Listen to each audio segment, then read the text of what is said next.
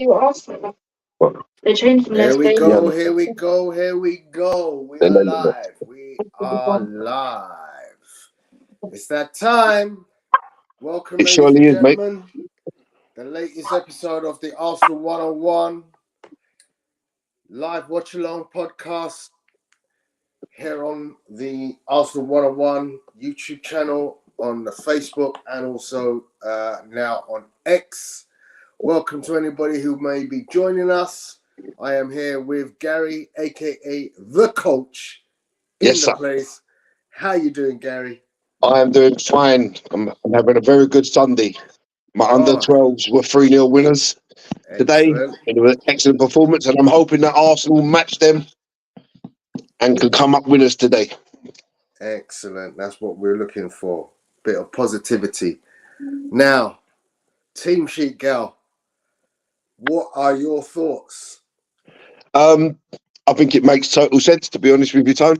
Jorginho in the double pivot with Rice, and Havertz comes in up top for Jesus. Mm. No, what's the nature of his injury? I haven't read nothing about it today.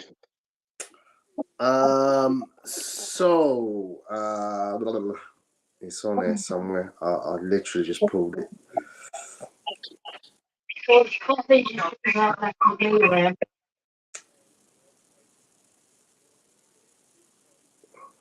literally just read it somewhere. Yeah, I've been busy all day, and then I've just had a little sleep before the game, so I haven't. Yeah, he had something going on, and it was a little bit of a niggle. Is it the same knee again? Let me see. He had a setback in training. These are the words from the club. He had a setback in training, and he wasn't fit to play. It's something related to his knee, but I think it's a short-term thing. How can you have a setback? How can you have a setback when you're not injured? Don't you have to have an injury before you have a setback? Yeah. So Liverpool without 5 of their starters today. Yeah, look, Arsenal had 13 shots in a 1-1 draw earlier on this season.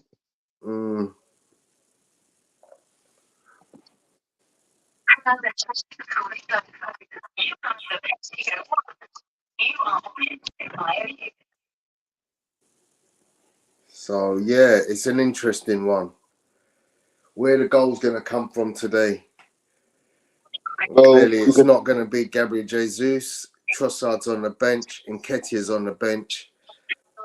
So we're kind of reliant on Martinelli, Odegaard, Saka, and the surprise player will be Kai Havertz, who's looking for his 7th goal. I think he's going to score a hat-trick. So have you seen this new training, this new tracksuit that they've got, Gal? Yeah, I'm just looking at it now. So what's your thoughts? I mean, you know, I know we're a football show, but we're also fashionistas here in the game. It's all right. I don't think it's the best one they've produced by the looks of it, but it's all right. Nothing special.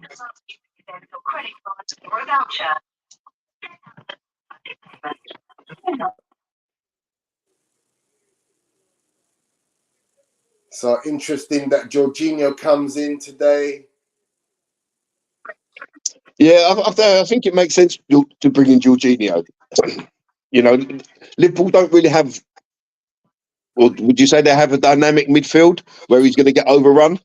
I mean, they're going with Gravenbach and Curtis Jones, aren't they? And they're mobile. They're mobile midfielders. They definitely get up and down.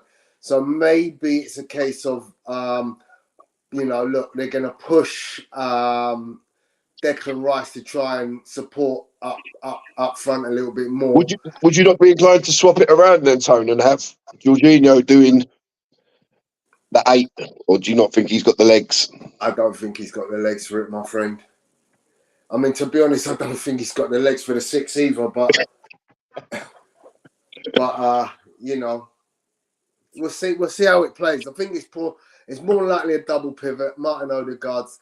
I just hope Odegaard plays more in the other half than he does in our half, because if you've got Jorginho and Rice in the pitch, then really there's no need for him to be, you know, spending loads of times in our half, because I'd hope that them two could cover it. Yeah, I think you want to get Odegaard around McAllister and get him to come. He's not the best. I don't actually think he's a holding midfielder, but he's not actually the best at what he's trying to do. So get him, and he's one of them that can put in a sort of mistimed, nasty type challenge. So get him booked early on, and then he's got problems, you know. Yeah, and then obviously they got no Nunes, so they're playing Cody Gakpo, Jota, and Luis Diaz. So there's it's Jota, isn't it? not a great He's deal the of hype. pest. Jota's the pest, isn't he?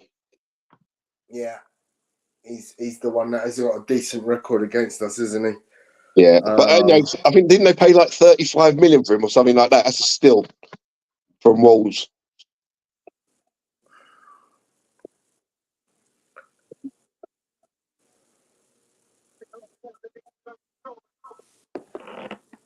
Two coaches embracing each other. Yep. That might end in 50 cuffs before the end of the day.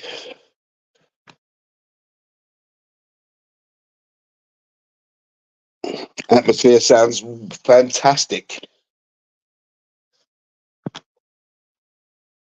I'm sure we'll hear from Apollo and Vinci, who are both there at some point. You got mum. So I've got the game just underway.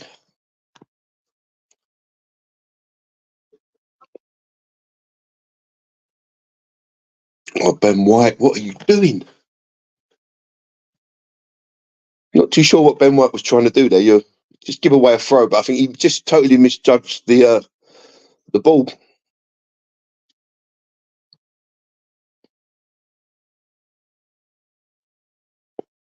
Good girl.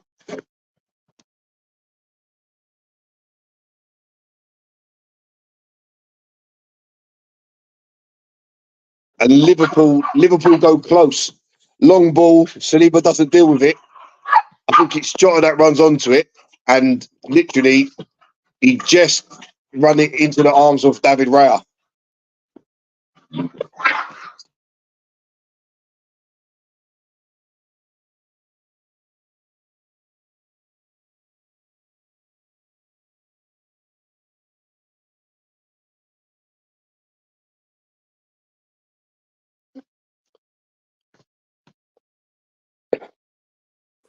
We've got to be careful of them runners. Yeah, got away with that there. Oh, Jota scored 5 times at the Emirates. Who has Jota? Yeah, the same as Harry Kane and I didn't see the other one. Jamie Vardy. Oh, you're onside. Go on. Got to be onside. Oh.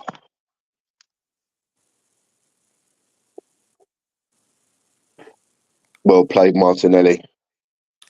Game started at a furious pace. Yeah. Why does Alisson always wear leggings? Are they leggings or are they just long socks? Leggings, isn't it?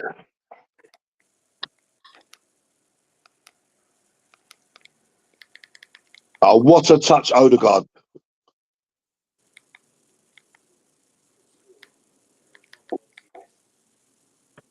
Yeah, so I've got Rice at the 6 and Jorginho at the 8.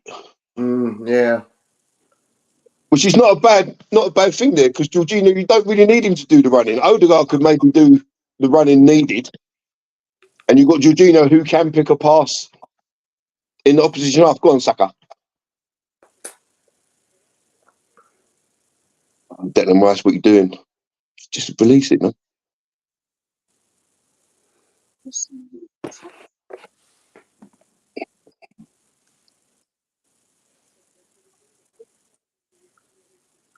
It's a free kick. Oh, go on, Saka. Oh, who's getting across the front, man? That was a really good cross by Saka. No one gets across the front defender.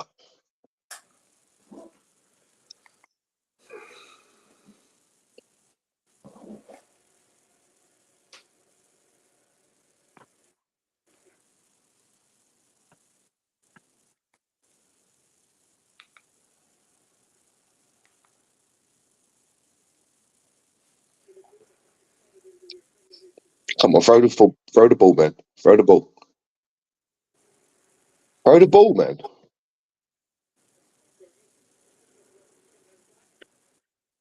It's a foul.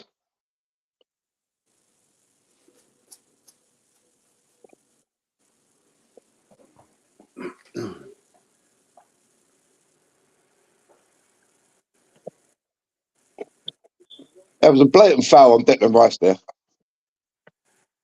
What about a foul on Martin Odegaard before it? Yep. I Saka thought that was more of a foul. It's a corner, isn't it? That's a really good cross, man. How no one gets across the front of that defender there, Karte? I don't even know.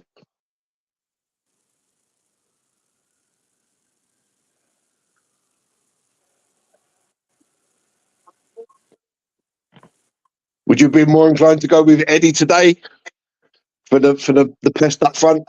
Who's going to put in the work rate?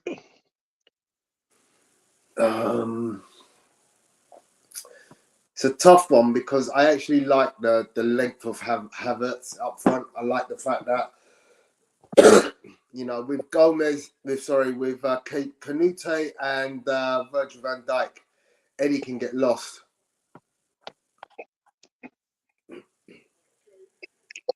Arsenal come again with Martinelli. Nice 1-2 with Jorginho.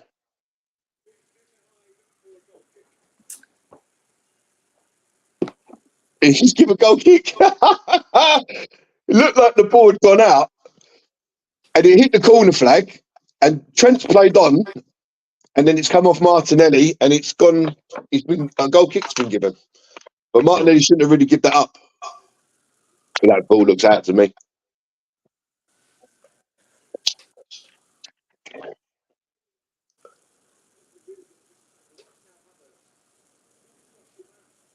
Oh.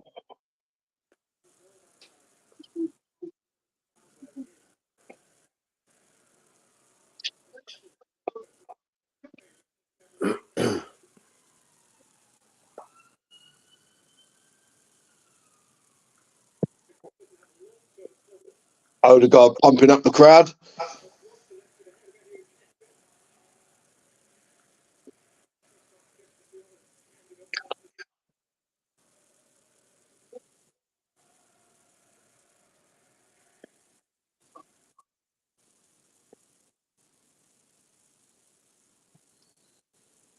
So quite pleased with the opening 6 minutes, Tone. Yeah.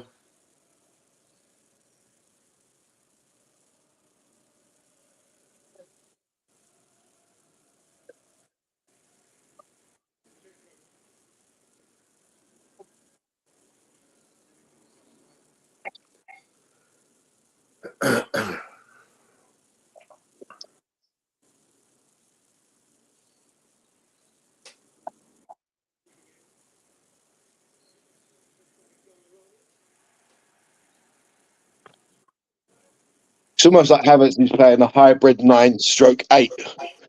He just picked the ball up wide on the left.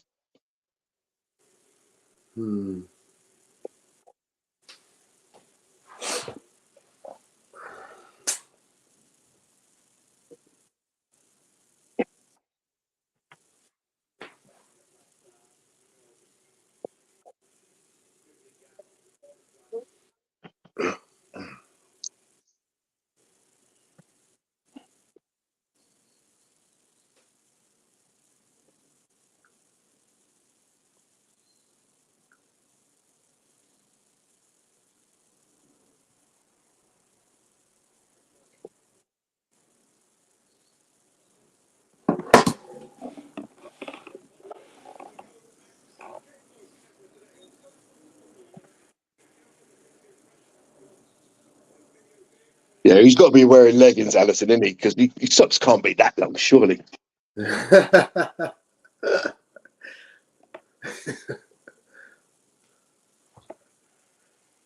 All I can say is, Gal, I'm also wearing leggings today. It's a cold one. It's a cold one. Yeah.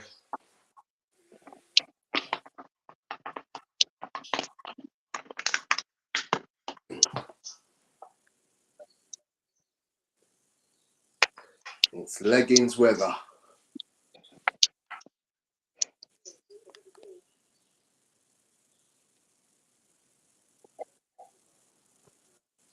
Great tackle from Declan Rice.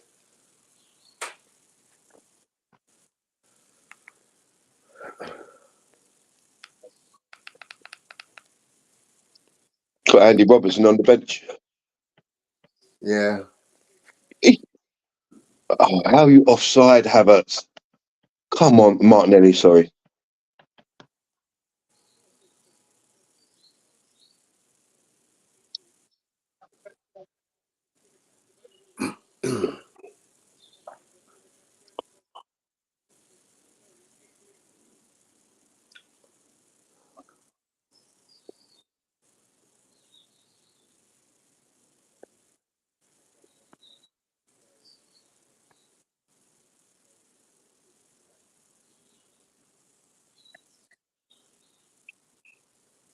Straight down the line, surely. You know what's a funny thing, right? When he got the ball for that throw-in, I think it was Declan Rice or Jorginho was in a mile of space. And I don't know why he doesn't have the confidence to just say, throw it to his feet and let him just turn and find the player. Saliba's got done by Diaz. Liverpool come.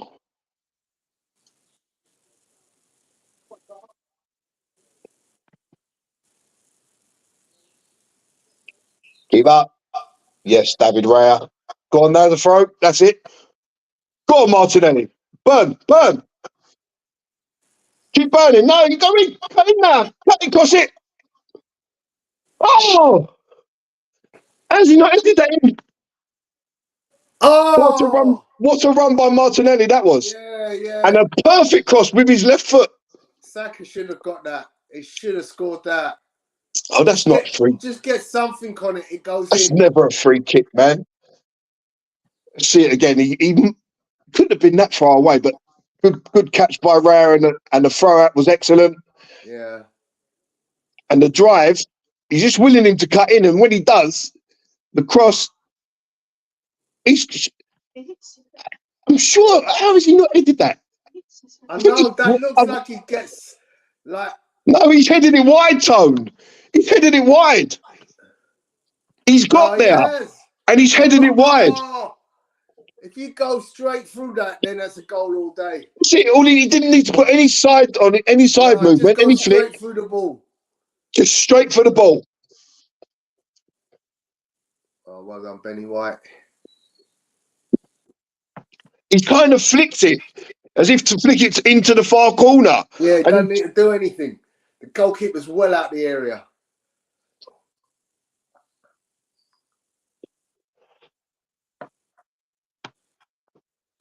Another thing I'm thinking, Gal, is was Martinelli not got the legs to go around Kouyaté? So he ends up like basically 1-on-1 against the keeper. It's offside. It's offside. It's offside. He was offside. I don't know why he's arguing about the offside, because he missed the goal anyway. He's saying, no, he's asking for a corner. He might have been on, you know. Raya's dive there didn't really instill me with much confidence.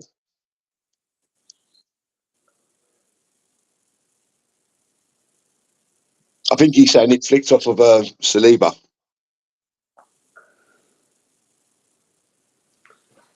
It's worth a try, isn't it? If you don't ask, you don't get. Exactly. Head up, Gabriel. Martin Odegaard is in acres of space.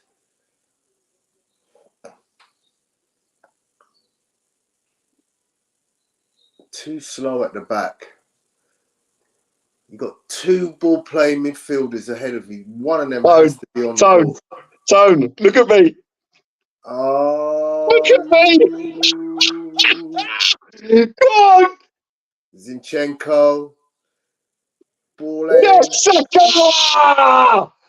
Havertz should have scored. Havertz should have scored. 1-on-1 with the keeper. Yeah. He brings a save. He brings a save from Alisson. Come on. And Saka's there. One touch. Control. Lovely. Next touch finish. 1-0.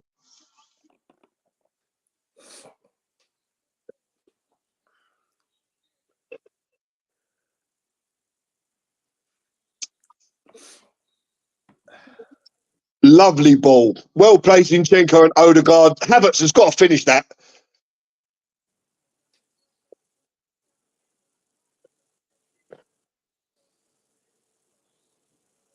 Yes, sir. Lovely ball from Odegaard. That was actually a really good save from Addison. You know that. Yeah. You know what? You kind of go, Odegaard is creating. You know, Apollo is always saying about Odegaard creating. Yeah. And you know, that's a great goal. But I think when you play faster, Tone, so it's the ball from Zinchenko, it's a one-touch pass from Odegaard, which sets the move. If he takes the touch, that ball's probably not on. That's right. Big up to Anthony Roberts, who's at the game. That goal was right in front of him. Big up to Apollo. Has he won the ball? How did he win the ball there? Are you kidding me? There we go. Look, Liverpool are just like Wimbledon, man. I'm telling you. Trent just wants to pump that ball 60 yards downfield over the top. But because it's Liverpool, nothing said. Nothing said. It's playing the long ball. Because it's Trent that does it, it's like a great ball from Trent. Yeah.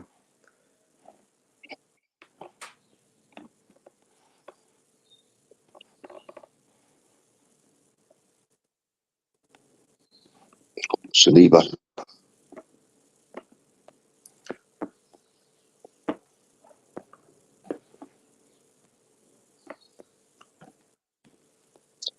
Saliba's had a couple of little dodgy moments, man.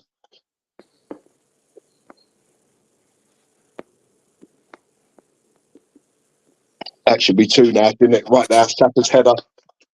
Don't know how he's missed it. Yeah, it is.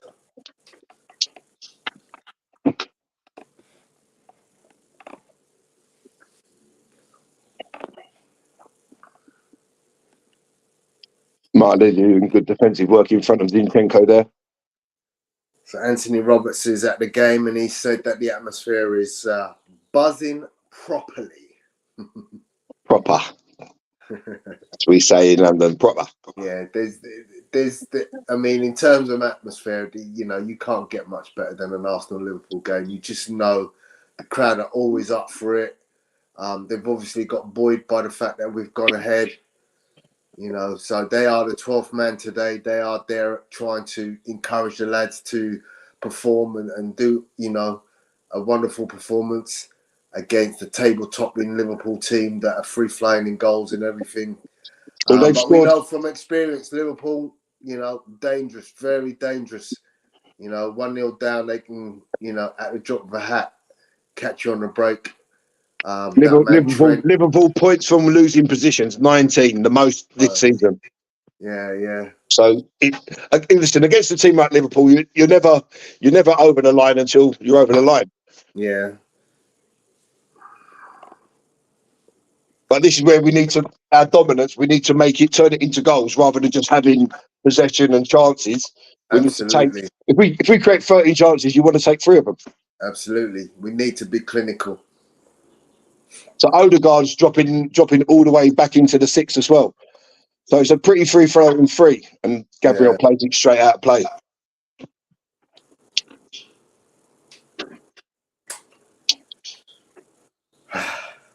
How long before Zinchenko gives up his customary one gift of an opportunity in the game? Hopefully in the 95th minute. In the 96th minute, when there's only 3 minutes of added time. Yeah. Is Tomiyasu still playing in the? No, they got knocked out, didn't they? So he should be back, hopefully, one day this week. Okay, good. I know he scored in that, didn't he? He scored in one of their group games or something like that. Be good to get him back and Timber as well. We don't know what state Timber's going to be in. Yeah. but it's still going to take him a fair while to get back to playing sort of top level football, if he does at all. Well done, Odegaard. Good pressing, Arsenal. Yeah, definitely he's wearing leggings, the keeper. Unless he's had a bad spray tan. Yeah. It's just that they're the same colour as the kit, so it's like, okay.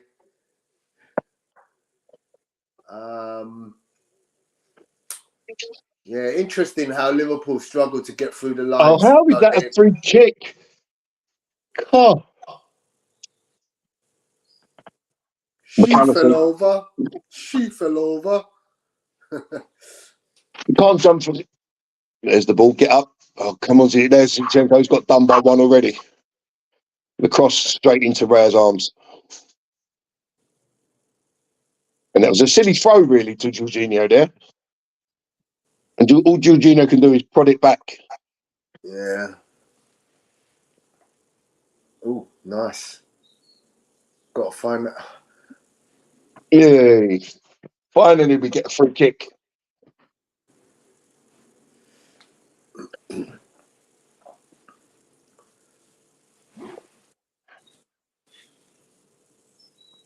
Oh, I just couldn't get Martinelli off free there. Oh. Oh, Odegaard, you've got to release that, man. Martinelli had a free shot on goal. Normally, Odegaard would have passed that. He takes on the shot, and I don't think it was there because he took too long. I'm never going to be angry at a man taking a shot from there, though. No. I just think he should have just done it a bit sooner. That's nice football. Well played, Arsenal. Go on. Oh. Benny, white. Nice. Go on. Martinelli on the touchline. Can he deliver? No, he can't. I don't know why he couldn't, though. There was no one in the box time. Simple. Yeah, but you just hold on to the ball. Instead of playing it off of the legs of Trent, just hold on to the ball. You know, he's meant to be a futsal star. Futsal is all about possession of the ball. You know, doing tricks and flicks and being able to keep the ball at your feet without losing possession.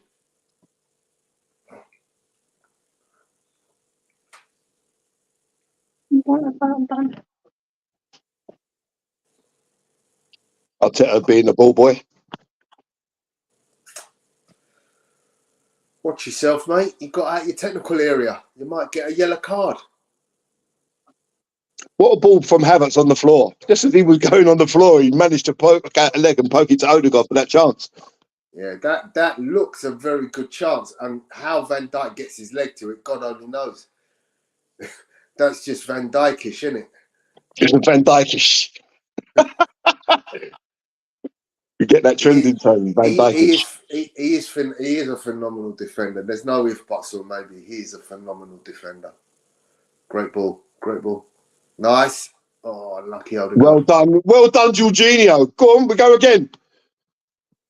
Come on, Saka, take him on. Silly ball. And we take that foul. Well done, Odegaard. I like them little fouls that break up the game. Yeah, that's a clever little nothing tackle, isn't it? So Klopp's not happy. He's making a change. Arsenal need to do something about trying to change the imbalance that Saka gets. I know the answer is probably to try to get Benny White more down the wing so that he's got more option down there. But literally every time Saka gets the ball, there's three players right in front of him. I think that's just a case of when that happens, he's just got to play it quick, a little 1-2, and try and spin him behind and take the players out of the game. Polo says that keep running, Martin. Keep running. Go on. That's good running. So Martinelli's out ball. Excellent.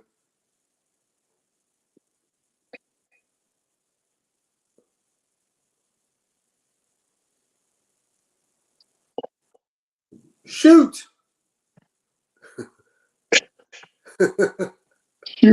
Shoot. And the goalkeeper's so far out of his area.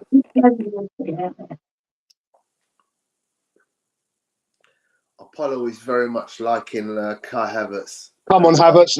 That's too easy, Havertz. You let him run past you too easy. If they score from this, that's Havertz's fault. To be honest, that's a lot of room for Diaz to be in. Yeah, but Havertz needs to cut that out at source. He doesn't make no attempt. I get that, but look at the amount of space that Diaz gets. He gets to run into the penalty area before. What a tackle, Declan! What a tackle, Declan Rice! And Arsenal go again with Havertz. Oh, that's a foul. Yellow card, ref. Yellow card. Yellow card for Joe Gomez. Thank you, Mr. Taylor. You can't shut up, Van Dijk. You can't complain. Yeah, that's a Rice nicks the ball. Havertz drives, keeps driving into the area, and he's fouled by Gomez. And do you know what? I think that would have been a good race between Havertz and Van Dijk there. Because the next thing he was going to do was knock it past Van Dijk and go after it. Yeah. I don't think he's that guy, though. I'll be honest with you. He's not a speedster. You know what? I really think Arsenal need another speedster. The only one we've got really legitimately is Martinelli.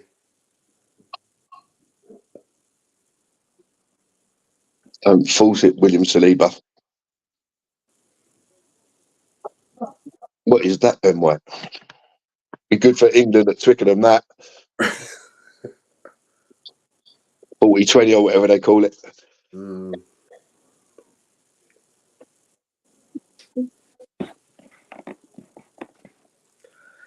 Anthony thinks the midfield is in total control. I wouldn't want to say that quite yet. It's our throw. Odegaard going mad after winning a tackle. Geeing up the crowd. The players are up for this, Tone. That's what we want, mate. That's what we want.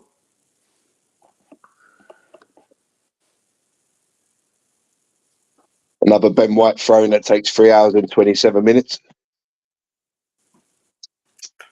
No, Odegaard is in an acre of space. You throw it to his feet and he's got that tight control. He turns on a dime. He feeds it to Martinelli. I just don't know if they don't have the confidence. I mean, you must do this routine over and over in practice, yeah? Throwing the ball into a player's feet where he can control it real quick. Well, that throw-in, he threw it to Odegaard, who flicked it on, and Havertz obviously didn't read the script and was nowhere to be seen. I think it was Saka who didn't read the script because I think. Nah, it was Havertz. Yeah, I thought Saka was more in a position to try and get onto the end of that. And Liverpool spring with Trent.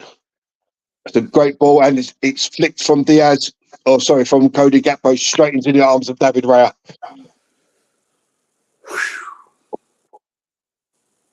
And it actually came off Gabriel's boot. It's a great challenge. Could have been an own goal, but lucky enough, straight into the arms of David Raya. Ben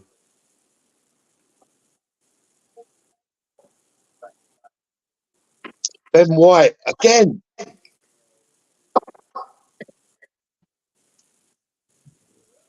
It's obviously very difficult to play out with the way Liverpool press because, I mean, let's not forget they kind of initiated this whole high press thing years ago before Arsenal started doing it.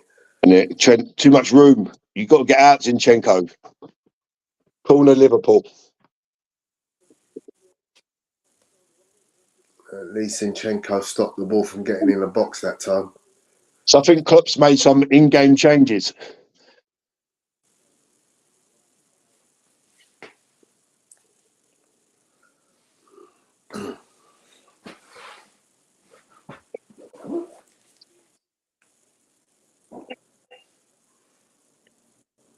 Trent's got them new boots on that I was looking at the other day.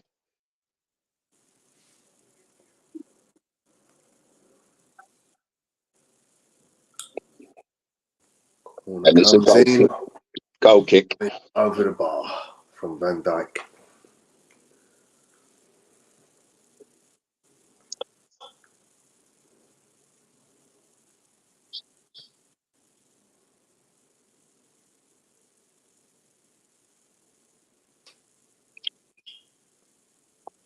Flick Havertz.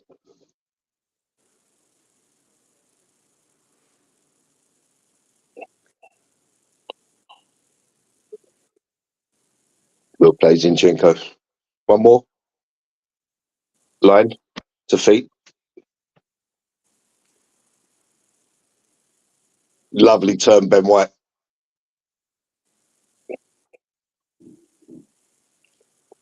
And Declan Rice again with the mother of all challenges, man. And Odegaard loses it badly.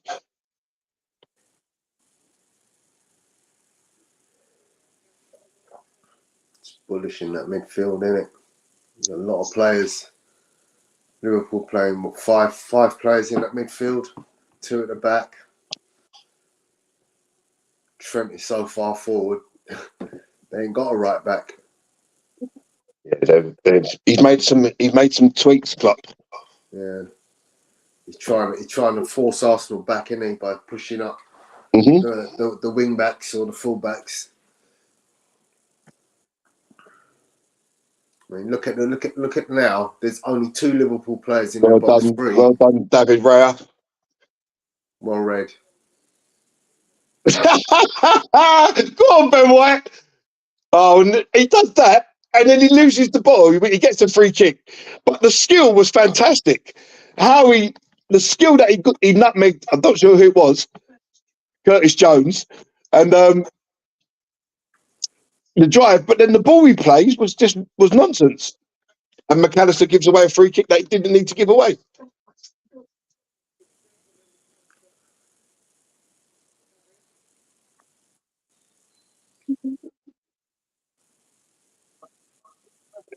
So Ben White's been booked for time wasting.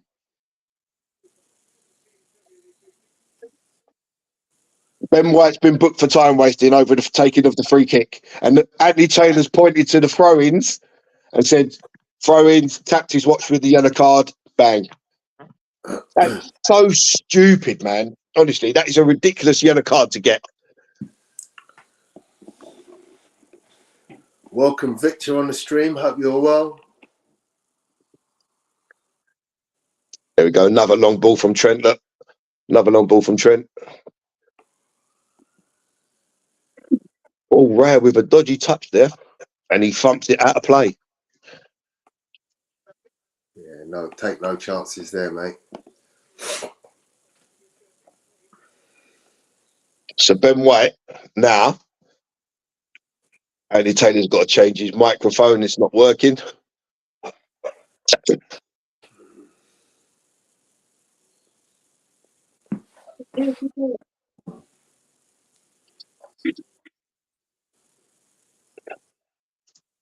His watch not working.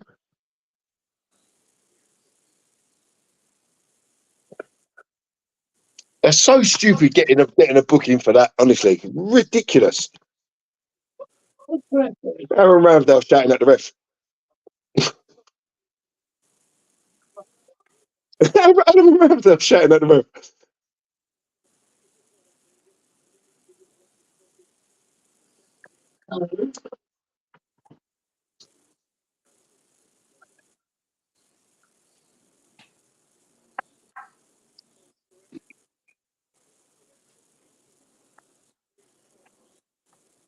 A little lull in the game now. I think things have just quietened down a bit after the opening mad half hour.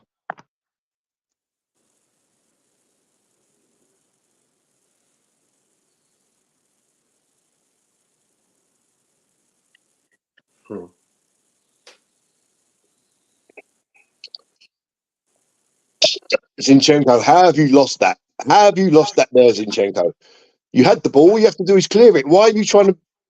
He kind of stepped away from the ball for some mad reason.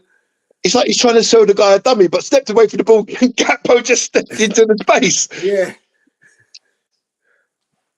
Oh, jeez. The gift that keeps on giving, isn't it? Zinchenko, man. Just clear your lines. Oh. Great at one end, not so great at the other.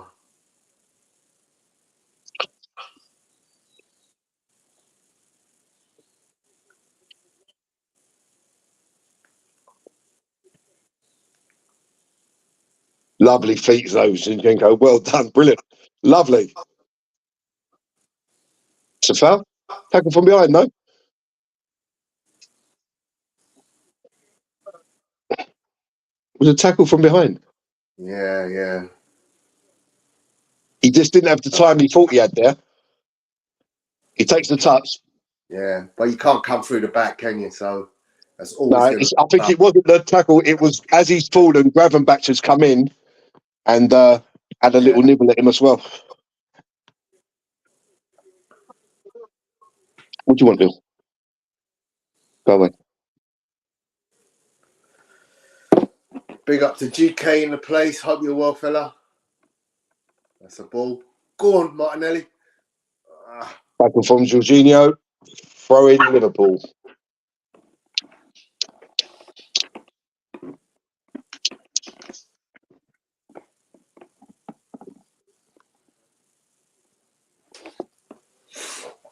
So we're 35 minutes in.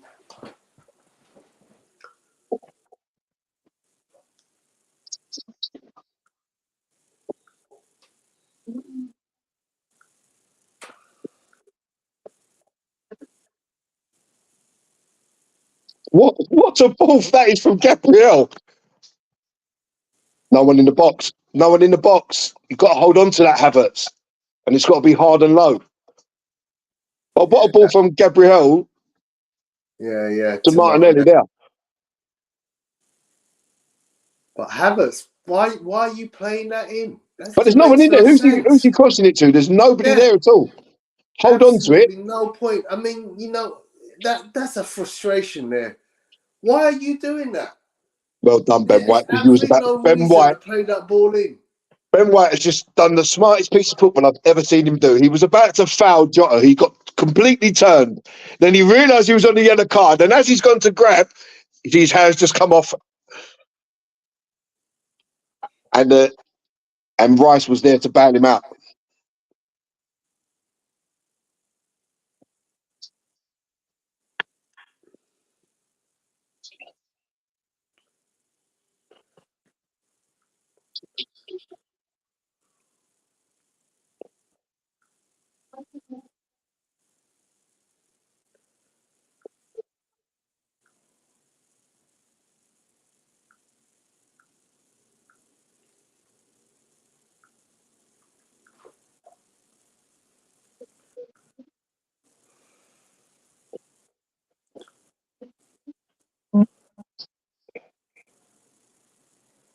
Take him on, man, then. Go on. Easy.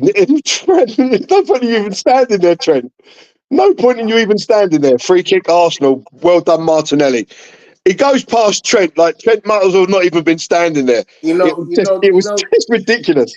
Martinelli has a history of doing that to Trent. Yeah, but that's terrible defending, man. He's there, Zinchenko. He will create and he will do such good things going forward, but at the back, he is a liability. Yeah. Martinelli has his number every game. He can run round him for fun.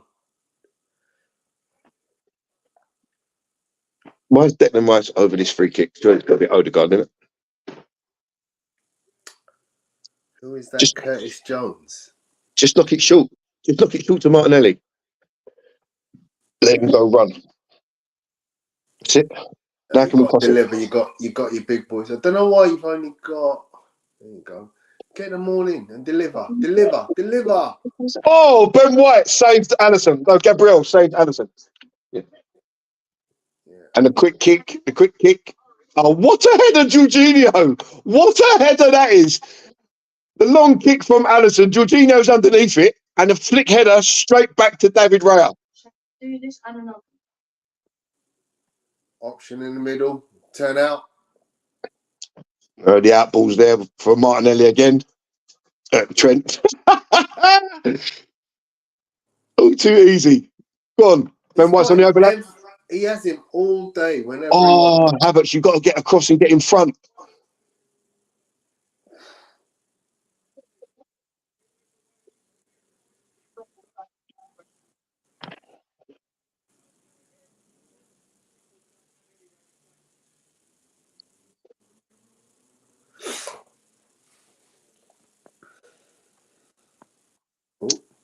Important to keep this till half time, man. Yeah, for sure. I mean, we are kind of dominating the method of play, but yeah, We've been comfortable. A couple of little situations, but apart from that, on the whole, for 39 minutes now, we've been very comfortable. Yeah. But it only takes that one moment.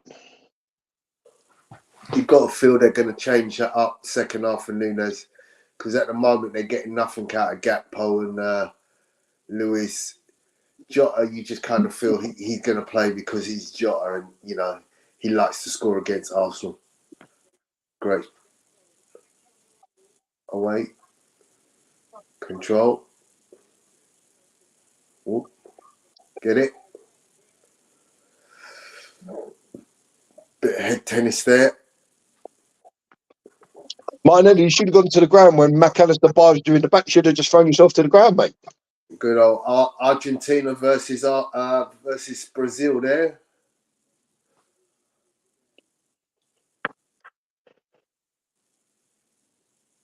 Well played, Arsenal. The press is good. They haven't had many outballs from the back. He's been forced to go back to the keeper there. That's good.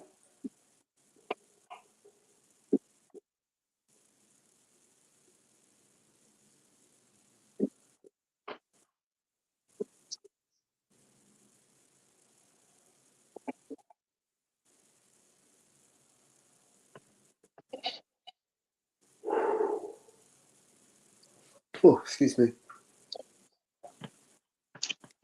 Come on, get across, one of you. So Havertz has dropped back into the 8 from centre forward, like where he would be if he was an 8. This is a ploy from Liverpool. They're trying to get more players in the other half, so they're trying to create well overloads. defended, Arsenal. Excellent shape.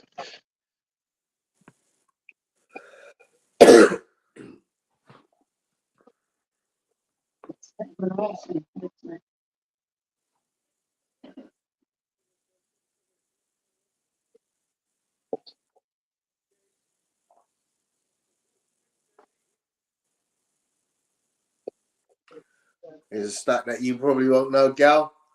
Gabriel Martinelli has more goals and assists against Liverpool than any other team. 6 goals against Liverpool, isn't it? I saw that the other day against the top 6. His goals. Well done, Declan Rice again with the mother of all challenges. Nice. Saka tried to force a pass there. Another little touch by Jorginho. And Zinchenko gives it away. Jorginho bows him out. And Rice clears up. I don't think we need to force the pass too much. Oh, go on. Lovely Martinelli. Go on. Now take him on. Just drive past him. That's a great ball. When you're blessed with pace, sometimes you've got to forget the skill and just burst past them and then do your thing the other side, you know? You know, Kouyaté is a great defender and he's a unit, but I'd fancy a player with pace to just knock it and beat him. Good challenge, Havertz. Oh, are you kidding me? Are you kidding? No, he got the man. I think he got the man. Van Dijk, go away, look. Go away, Van Dijk. Thought they both got it together there. Havertz has won that ball, man. Havertz has won the ball, and because McAllister's going for the same ball with his foot, he kicked Havertz's foot after Havertz has won the ball.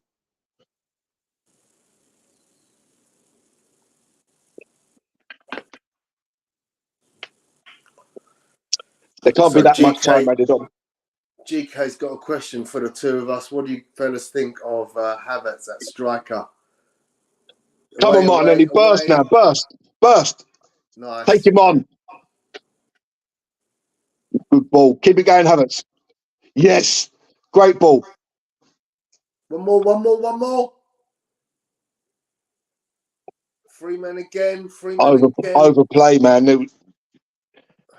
Didn't know what to. Didn't make the best of that situation. They have to work out something that they can do when Saka has 3 men. Because if he's got 3 men, somebody must be free. Offside. Ooh. Shows the wrong option there, Saka.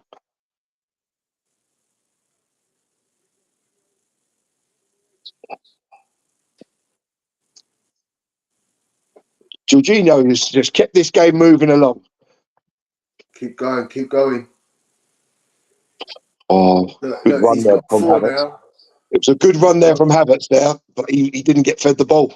He's just done him off the ball, ref. He's just done him off the ball.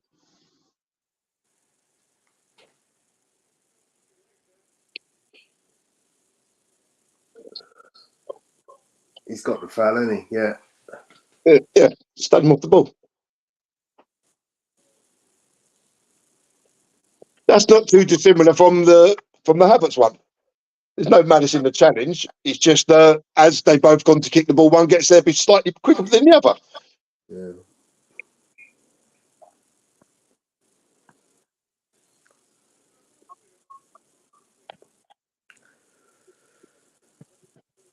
We'll talk about this in a second, GK. We'll just see this half out. There's how much injury time is there?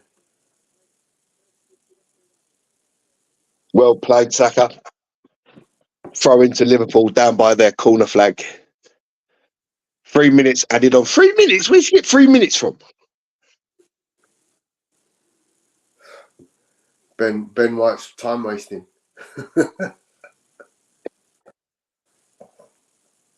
Oh, why did you touch that, Odegaard?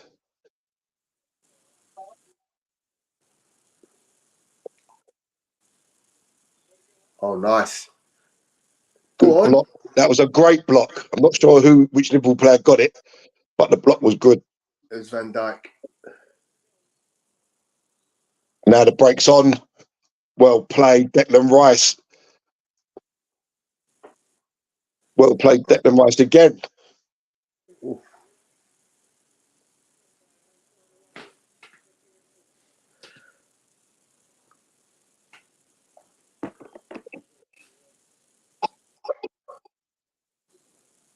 Yeah, Kanate, great block. Lovely pass from Jorginho. Yeah.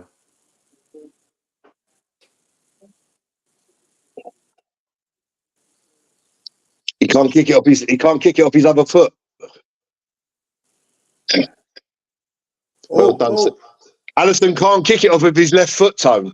He's so right-footed, it hurts. Wow. Good press. Excellent press.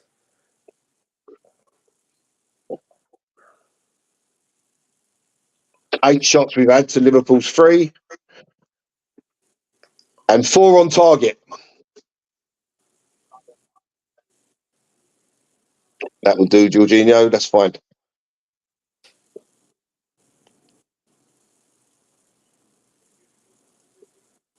Have they got Thiago on the bench? I thought he left. Yeah. It's a fairly weak bench when you think about it, because it's just Thiago and Nunes. Robertson. Yeah, but he's just come back from long-term injury, isn't he? Yeah. But they might want to throw him on because, attacking-wise, he's a very good attacking left-back. Do you know what? David Raya, get out of my team. That is shocking. Absolutely freaking shocking. Saliba's shepherding the ball. Come out and pick it up, David Raya. He doesn't do one thing or the other, and it comes off Gabriel and goes in. That's terrible. What the hell? Saliba either has to deal with that or Raya has to come and pick it up. It's absolutely schoolboy.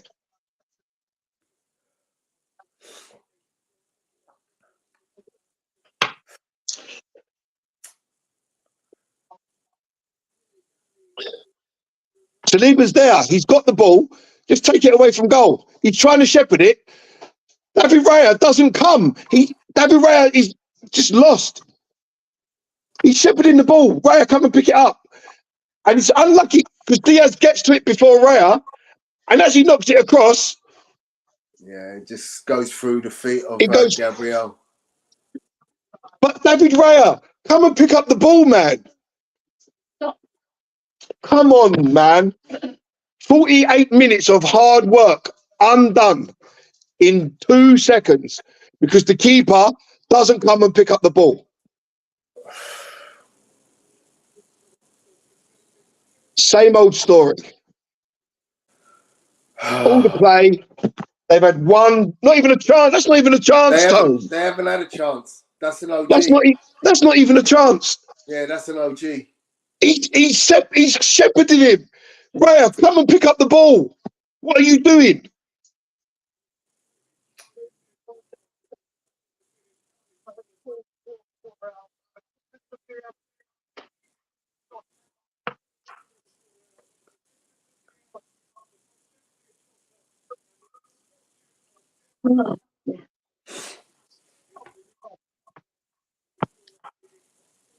What a half that was, man. Total domination. And I'm so angry.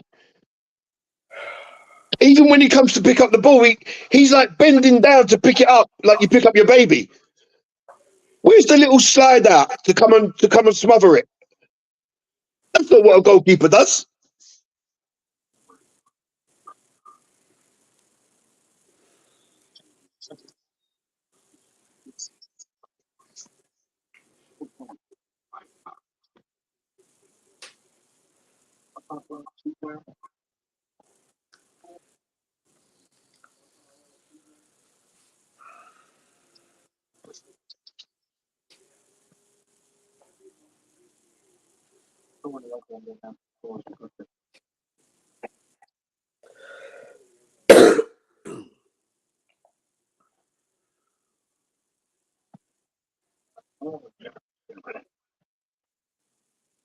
This team scored. Haven't even had a shot on target, man.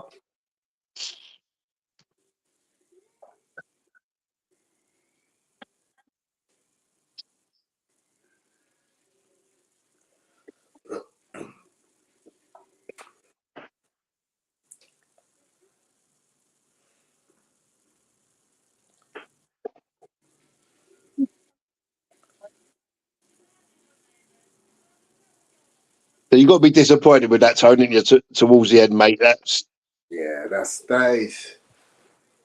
You know, an own goal at any time is always bad, but yeah, at that point in the game, clear your lines. Yeah, but he's shepherding the ball. All Ray's got to do is just come out and slide and pick it up. There's no danger. No danger at all. And Diaz, right, he's worked his way around, but Raya has got to be there to pick up that ball.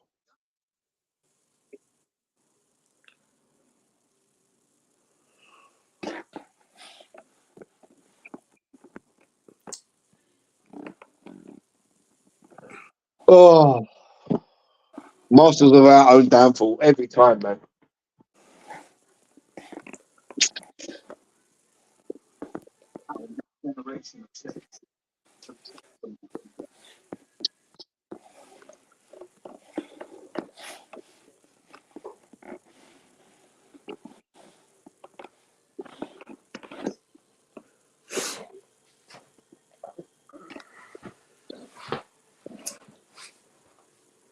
You know what? I'd be furious at my 12-year-old, my 11-year-old son if he didn't come and pick that ball up, being in goal. You know, it's there. You just got to come and slide. It's a simple slide. 5-yard pick up. One step slide. You got the ball. You smothered it. There's no danger.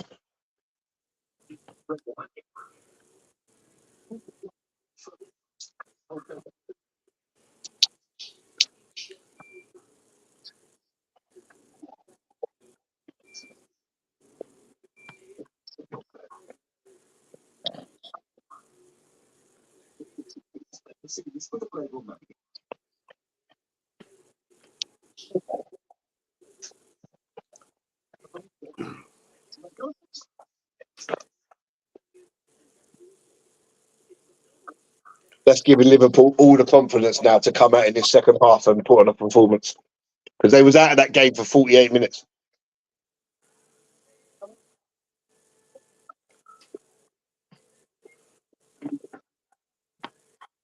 The old Bob Marley film's released next 2 weeks, isn't it? Yeah. 10 days.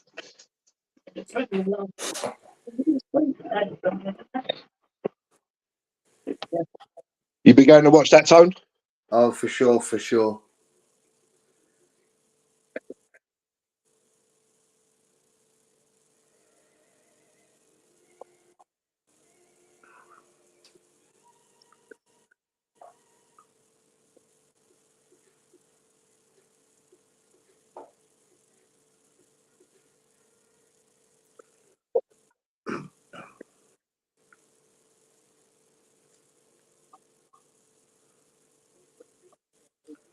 I'm not surprised the Arsenal fans are usually deflated by what they've seen.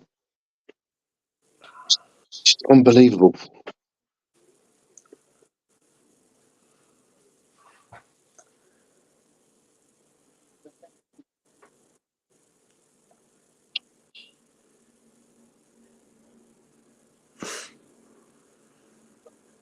That's a lovely goal, Saka's goal. With the passing, one touch to play around the press.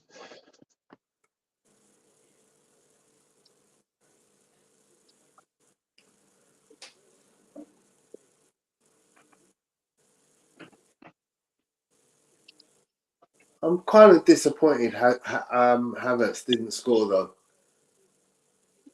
Yeah, he should have. You know, those are the chances you wait for. Like, you know, you got to be burying that. You can even carry on going round there.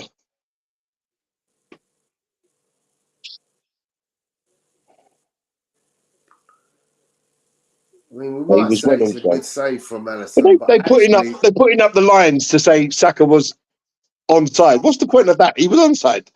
You know, what's the point of that? So Saliba messes up the header. The Liverpool goal now. Now the ball over the top. Saliba there, right there. Come, Raya, come.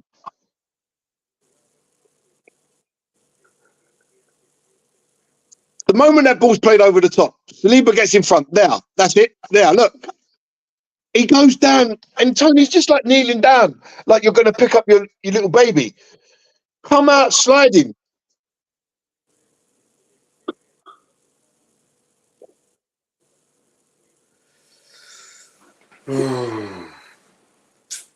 Oh, it come off his hand. It come off his hand, Tone. He's punched it into the net with his hand. Yeah, he went back, didn't he? So it's probably a good job that it went in, really, because that might have been a penalty and a red card, you know, because Jota was just behind him. Mm. Oh, dear. Where So they we dig start up again, Gal 0-0. Clichy from? Say that again? Where did Sky dig up Gal Clichy from on the... Yeah, it does commentary in France.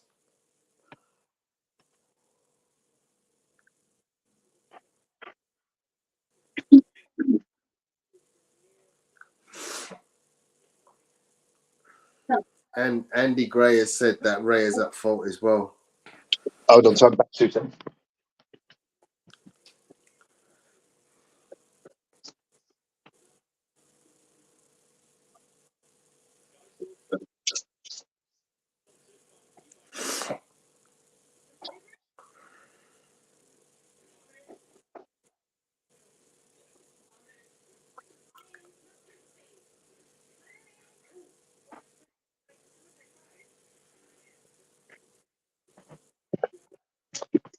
Sorry, Tom, what was that? Andy Gray saying that Ray was at fault?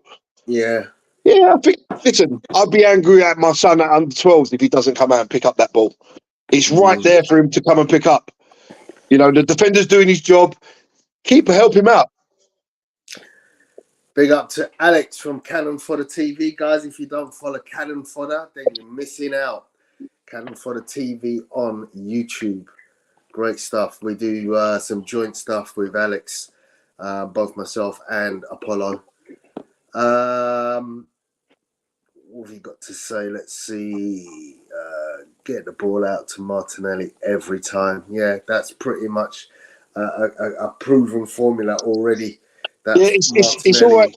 It's all right saying that, but Martinelli doesn't produce He's been in some situations already today, and he hasn't, apart from the cross where Saka should have scored with the diving header, he hasn't produced anything else. There's a lot of huff and puff and energy running, but the final ball or the shot, it's just not there from him.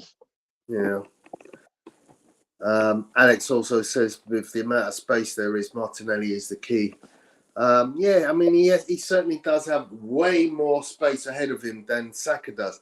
We've seen, and I've said it a few times already during the game, that when Saka gets the ball, there's always 3 players, sometimes 4.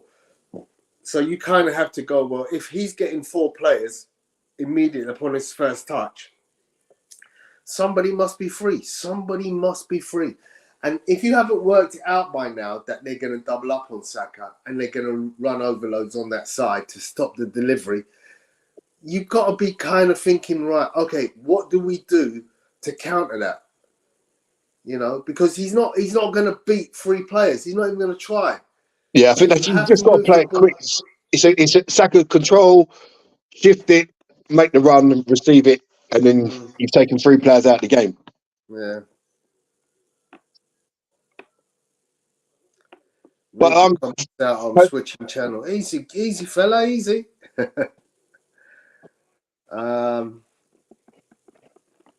Cranky. That's Bertram, isn't it? Stan, yeah. Yeah, he's watched it 3 times, and Saliba owns that goal. Listen, we don't agree, Bertram. Sorry. Our period of agreeing has come to an abrupt end.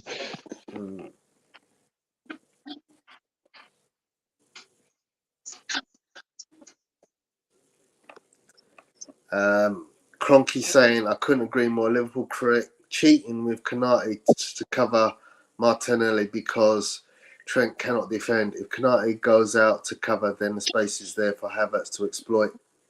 Yeah, so that, Arteta has to be able to go, okay, these are some of the scenarios we're going to see in a game. That's what your job is as a coach. You look at previous games, you look at, games between yourselves, and you say, right, okay, where are opportunities that we didn't take advantage of in previous games? Well, clearly, Martinelli has Trent's number all day, every game. So exploit that to the max. Play down the left more often. And then, as Bertram says, if he's going to cheat and let Konate deal with him, then that should leave space for someone else. Is this not a time to enter Eddie instead of Havertz, would you say, who may be better at exploiting the space and finishing? If the space is there and Eddie's a willing runner, yeah. As I said, I mean, I just like the physicality of Havertz. I just kind of think Eddie amongst those trees, he can sometimes go missing. Yeah, but if Martinelli's getting the space and he's driving, Eddie's got the pace to keep up with him. Yeah. Let's address the question that GK asked a little bit earlier, and it was in relation to Havertz. There's lots of things I'm missing. So here it is. So what do you guys think of Havertz at striker? I think he can play the role. He's obviously not an out-and-out 9. I don't think he's an out-and-out 8 or a 10, to be honest. But I want to see him in the box more. I want to see him getting that. There's a couple of things there where someone's got to get across the front post, and that's what you want your 9 to do. So if he's going to play that role, get yourself in the box and get on the end of things.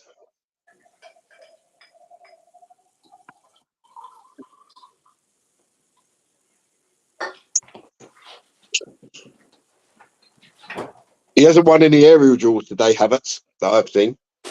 Normally, he's pretty good with the little flick-ons and stuff. What can you do?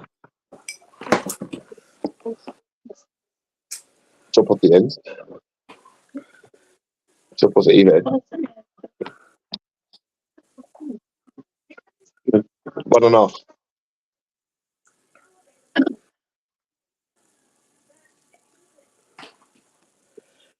mean, overall, when you consider that Liverpool haven't had a shot on target in the first half, you kind of think, well, that's a good thing. Yeah, but score says 1-1, doesn't it? Yeah. That's the most important thing. You know, they're weak on their bench. They've only got Nunes and probably Harvey Elliott. Oh, so Kyrgios's come on. Who's gone off? Kyrgios.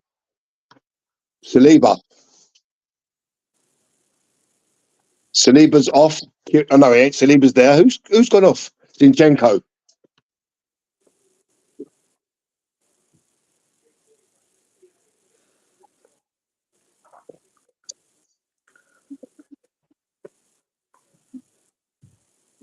You know, this could be a game for Trossard as well through the middle. I've got a little sneaky feeling Trossard could be instrumental in this game. You know, with Martinelli having the freedom of the left.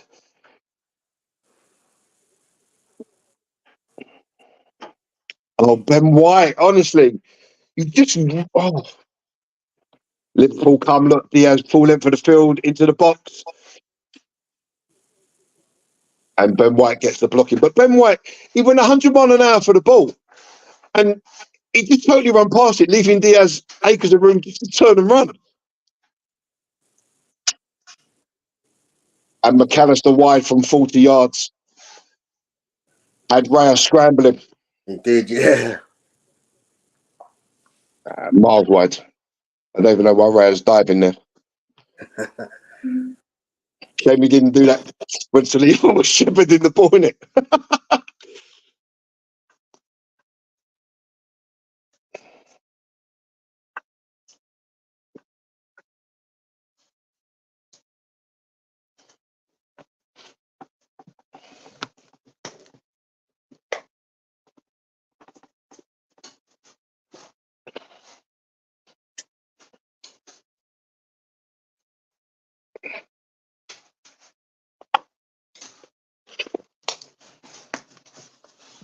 In the 4 years since Jurgen Klopp branded Gabriel Martinelli the talent of the century, he always shows that Liverpool has been the best of a brilliant bunch in his first half of Arsenal.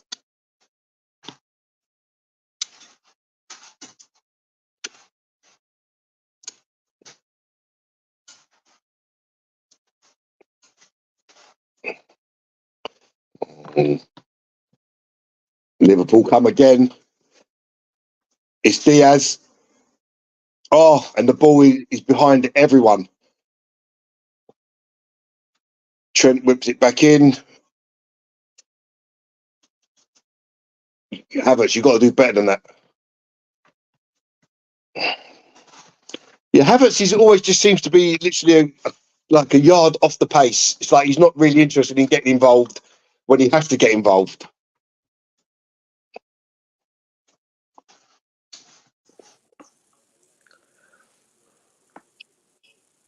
So Liverpool look in the ascendancy in the early minutes of the second half.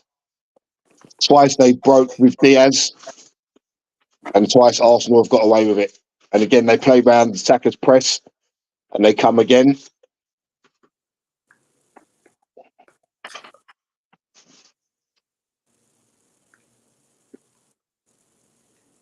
And it's just wide from Curtis Jones. That's 3 attempts Liverpool have had in the opening 3 minutes of the second half.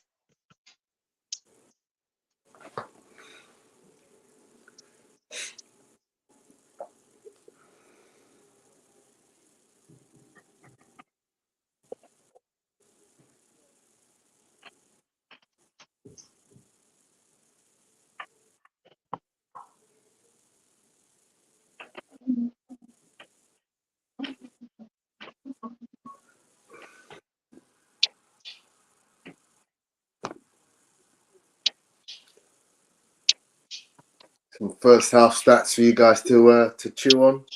And Raya shanks the kick straight out of play.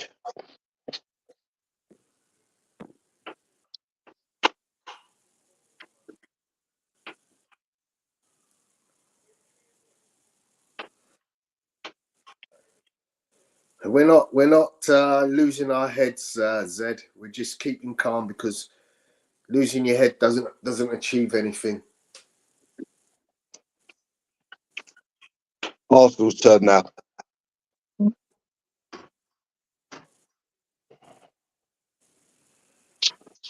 Well played, Odegaard. Spread it wide, spread it wide. Oh, Saka, what kind of a ball is that? Oh, got that all wrong.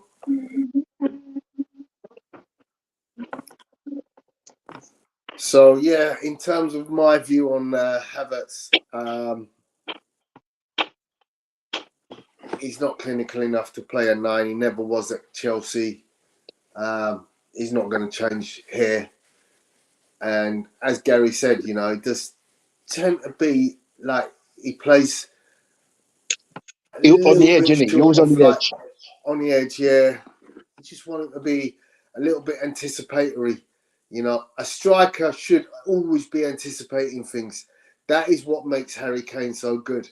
You know, love or hate him, the guy scores goals because he anticipates everything. Throw the damn ball, man. What is going on? And oh, great ball, Odegaard. Go on, Havertz. Oh, didn't have it under control. Well done, Kirill. He came up against the man mountain that is Konate. Yeah, but if he gets the ball under control, it's a different story, innit? Didn't have the ball under control. The touch allowed Konate to get across him.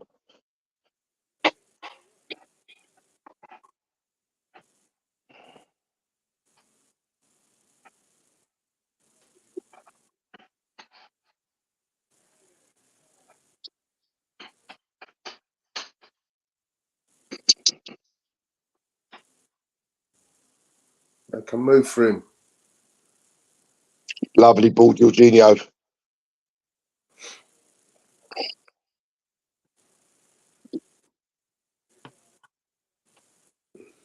And Saka's given offside.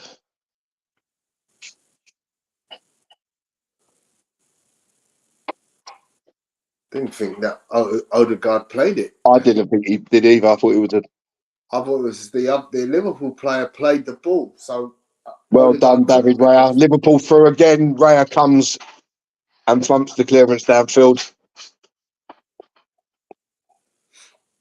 Arsenal win it back though. Well played, Jorginho. Jorginho's having a stormer. Yeah, he's not put a foot wrong, has he, so far? Go on, Havertz. Go on, Havertz. Oh! Jorginho feeds Havertz. Havertz feeds Odegaard. He cuts back in, unleashes a shot, takes a deflection, and just past the post.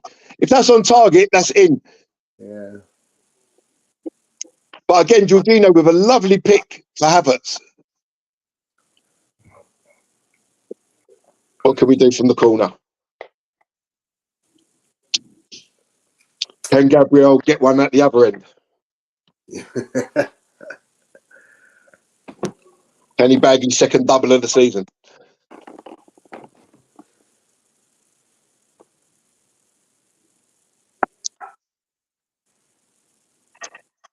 Oh, that's too easy. Keep it in. Why didn't he keep it in? So Liverpool are getting Harvey Elliott and Andy Robertson ready. And Darwin Núñez as well. Yeah, Darwin Núñez as well. So Klopp's smelling blood.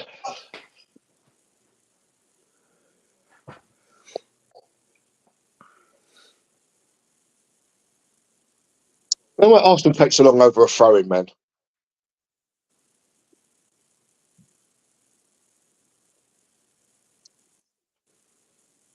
That's a foul, isn't it, ref?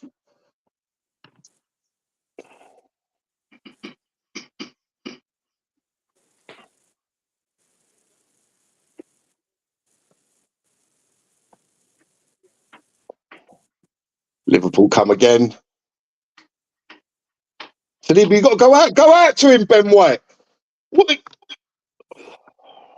Well, you can't leave him there. What are you doing? That's madness. You literally left the man to play the perfect cross and got away with it. Oh, foul there.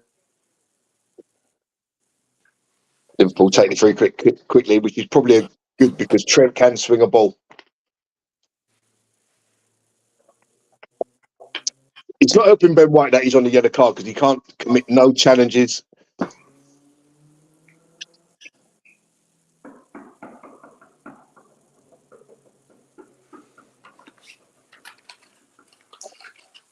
Go on, Havertz. Go on, Havertz. That's it. Well done, Havertz. Well done, Havertz. Ref, he's pulled him down. That's got to be a yellow card. Thank you. So Havertz done the ball lofted over the top from Saka. Havertz gets after it. He gets himself in front of Konate, who just pulls him to the ground. Just pulls him to the ground. And he the last man. Yeah, but the ball wasn't going towards goal. The ball wasn't going towards goal, Tony. If it's the other way round and they're facing their goal, he gets sent off there. Now, can we deliver Odegaard?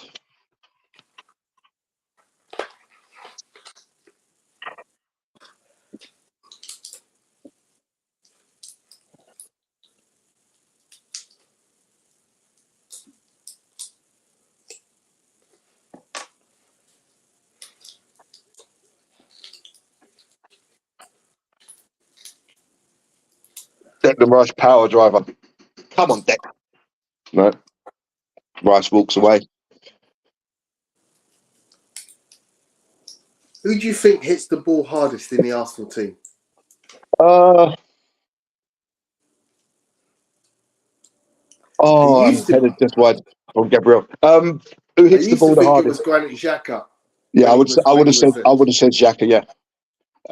Now I think, that's a chance, man. That's a great free kick. He gets the head in the wrong, comes off his shoulder. Who hits the ball the hardest? I don't know. I'm probably going to go for. Hold on, and yellow card for Gabriel for a hand in the face of Cody Gakpo.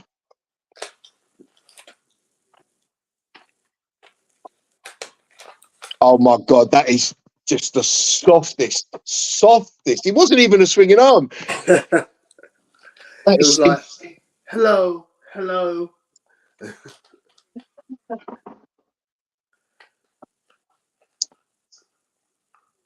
Who hits the ball the hardest? Yeah, I'm going to say Odegaard. What do you think? Who do you think? I don't know. My son's just said Thomas Partey. I think he probably hits the ball as swift as anybody. But they're hooking Trent. Yeah. They're hooking Trent for Robertson.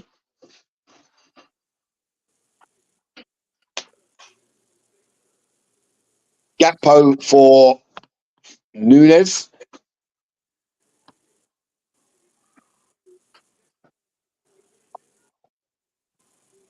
And Gravenberch for Harvey Elliott. I can't believe Harvey Elliott's got a curly perm. Remember the Harry Enfield sketch? The Scousers.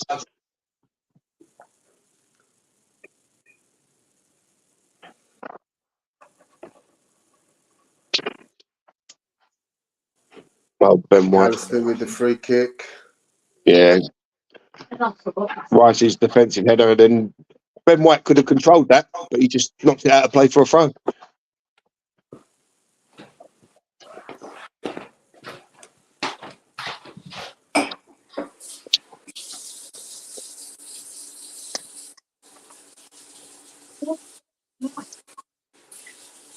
Yeah, Declan Rice could be a good shout tone for hardest shot. Liverpool corner.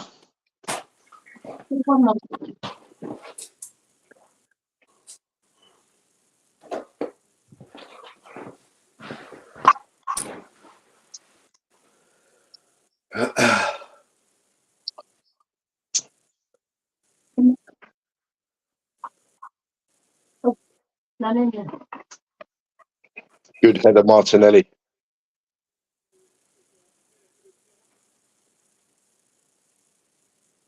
Jorginho almost made his first mistake there. He controls the ball. He tries to play it out, and it comes off Jota. and goes behind for a goal kick. That could have easily flown in the net.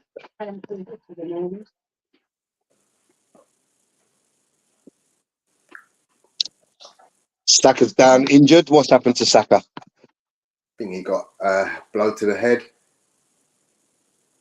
Yeah, he got done by Gabriel. That's friendly fire, that. I'll tell you what I don't understand is why Saka was guarding Nunes. I think he's the blocker, isn't he?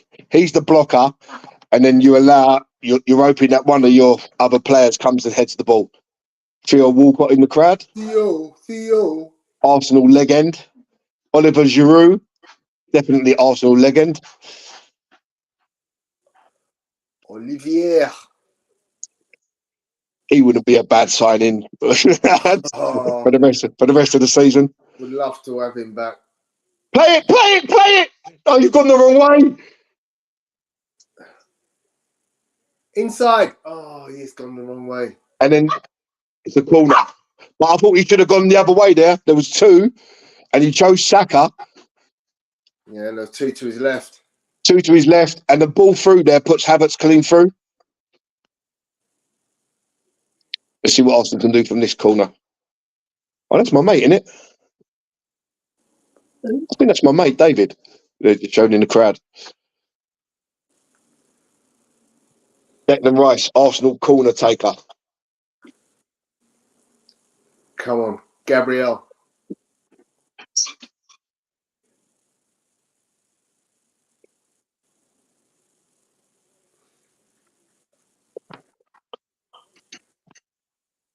Obviously, they think Liverpool are weak at this front post because every corner's been towards the front post. Mm. It was interesting watching Tottenham yesterday, how their goalkeeper seems to struggle corners. Well, they just put a player in front of him, don't they? Lean into him slightly. Oh, that's terrible, Arsenal. Terrible. Jorginho and Gabriel, terrible. And Diaz straight into the arms of David Raya, who sends the kick long, and it's Martinelli versus Konate. Oh, Martinelli, get up and hit the ball, man. Get up and hit the ball. The ball bounces up, and Martinelli, he's just got to jump and hit it, and he's past him. Well done, Kirill. Excellent, Kirill.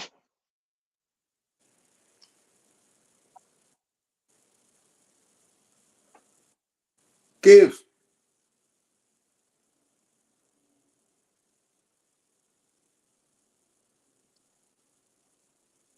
Oh, unlucky.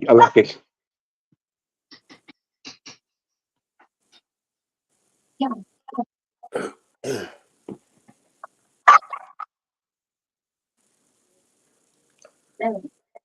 So in the first half, Liverpool had 6 touches in the box in total. This half, they've already had 6.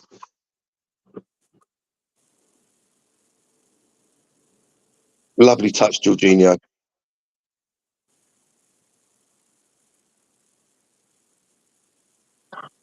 Keep playing. Keep playing, give. Havertz. His first touch was diabolical.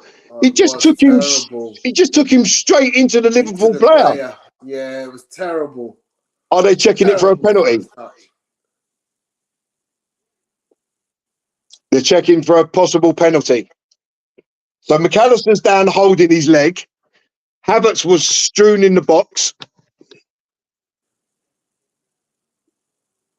Let's have a look. His first touch was terrible. It was. And that's how I think it can't be a penalty. He hasn't won the ball, Tony. He's taken the player.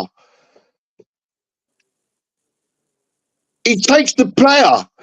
He doesn't kick the ball, and he actually gets Havertz in between his legs.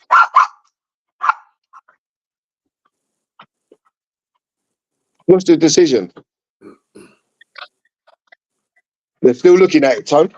Nah, they didn't. You know, Arsenal don't get these. We never get these. The thing is, McAllister goes to kick the ball, and he completely misses it. Gary, don't get your hopes up. We never get these. Look, he misses it. Look. We never get these, Gary. We never get these. It's going to be play on. Play on. We never get these, Gary. We never get these. Told you, play on. So Jorginho's talking to the refs. Yeah. He said, Just play on. He says, I Because can't we give a never get penalty. them. He says, Arsenal fans go mad when we don't get them. I'm so accustomed to not getting any VAR decisions. He said to Jorginho, I can't give a penalty because you're wearing red shirts.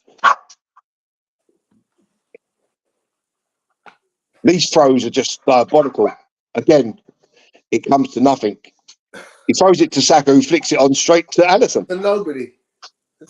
There's nobody within a country mile. But Havertz's first touch was just diabolical. It was. That's why I couldn't give it as a penalty, bro. Because that touch alone. But Ben White's lost it. David Raya, where are you? Nowhere to be seen.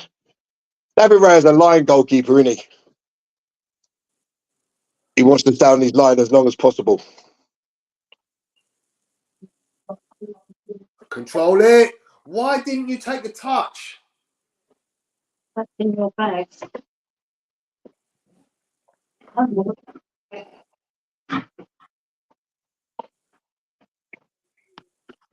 Jesus talking to Zinchenko on the bench.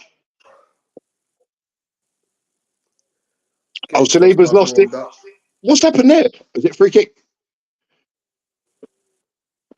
Saliba's had a shaky game.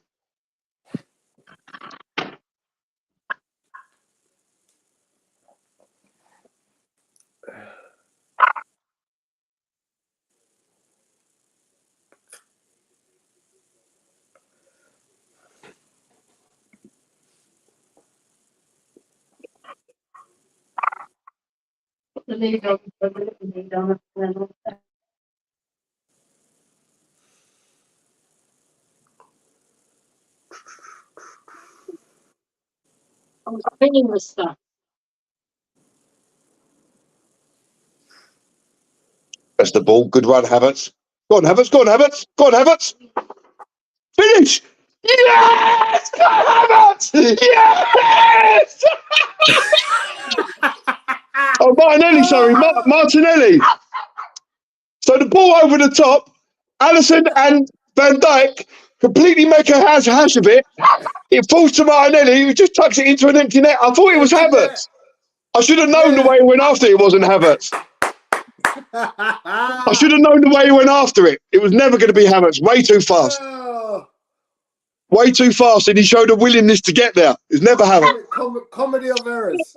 Comedy of errors. Wow. You don't expect that of Van Dijk.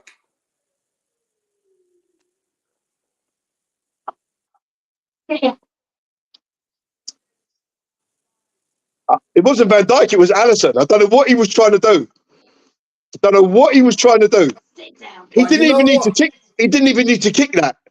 It's kind of a similar. Hold on, are they going to say it's a foul? No, that's shoulder to shoulder. I thought they was going to say it was a foul on Van Dijk there. Van Dijk, no chance. No, I don't know. I don't think so either. But listen, I'm not taking nothing for granted. No chance. That is a perfect goal. He's allowed to challenge at that area. Yeah, no, yeah, 100%, 100%. But Alisson, he could have chested that down and just walked it out. He's overrun it, or the ball's held up. Van Dijk says, what the F was that? He's like, what the F was that? Come on.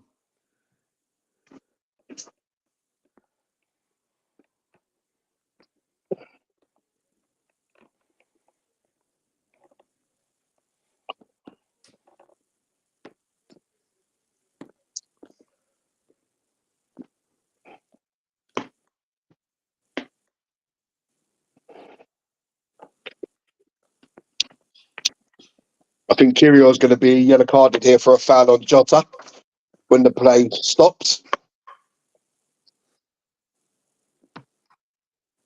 Huh? Oh. Then you get the yellow card after the game. Right. Sorted out the banner. I should have known that weren't Havertz the way he went after the ball. Way too fast for Havertz. But we talk a lot of the time, Tone, about Martinelli playing through the middle, and he always resists the temptation.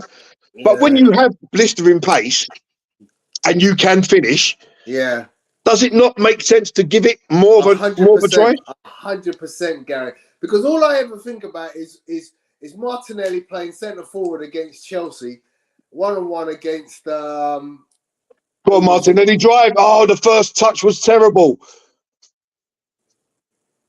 The cross. Oh, Havertz. Hold Ben White. Hold Ben White.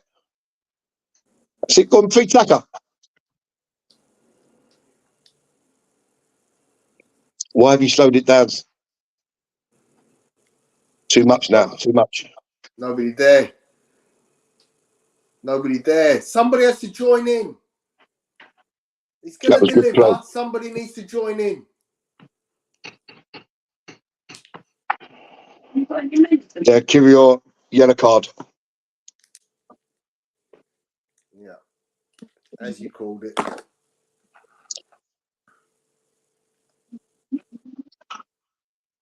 Ben White, Saliba against Nunes. Just hold him up.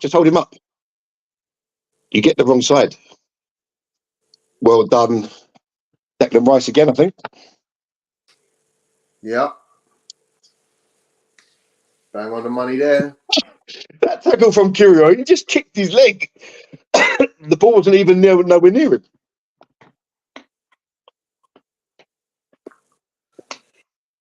I think it's Eddie time. We need more of a presence up front who's going to be harrying and hustling.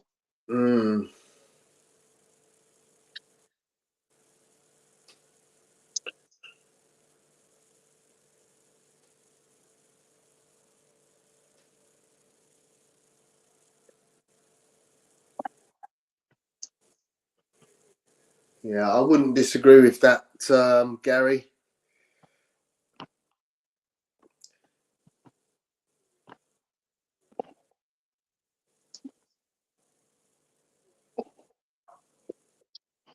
Good header, Gabriel. Excellent. So 18 weeks and a day since Liverpool last lost a Premier League game. That too was in North London. That's that mob down the road, I'm guessing. No, don't get it.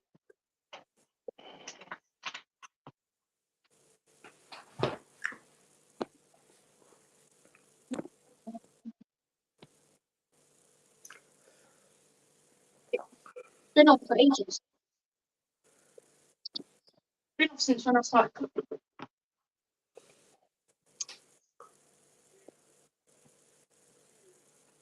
Well done, Saka. Yeah, good cover. Yeah, David Raya is definitely. David Raya is definitely. That run across him, I think he could have shepherded it out for a goal kick. David Raya is definitely I'm on my line keeper. I'm not coming off.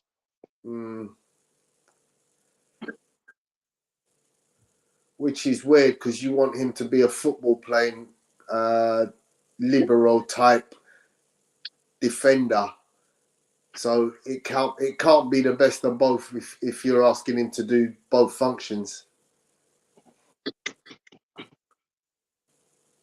That's good work there, Jorginho. Come on, Havertz, get out to him. Too easy. Well done, Odegaard. Got back wrong side, but he got back. That's it. That's the type of harrying we're looking for. Ben White just sticks out. Is a yard off, isn't he?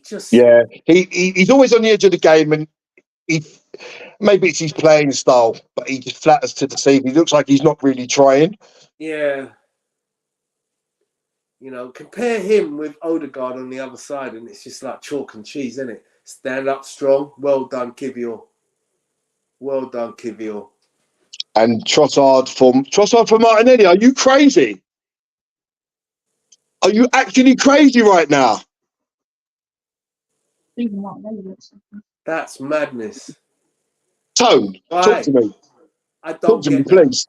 That makes no sense. You got the one guy that's causing them so much trouble, and you take him off.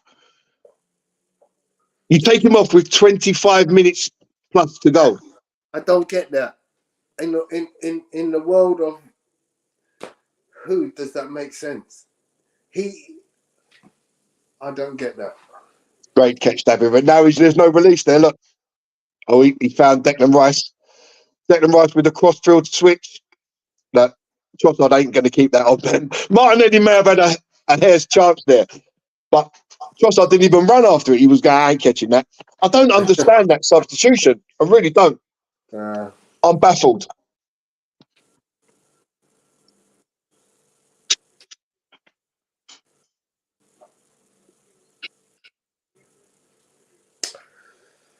So 75 minutes now completed, 3/4 of the game.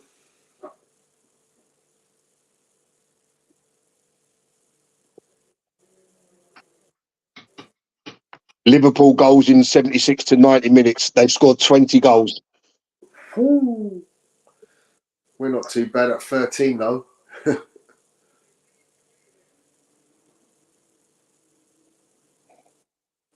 Interesting that Luton are up there as well. Tuck! Go on. Oh, superb defending. Odegaard hasn't got off the floor yet. That was superb defending.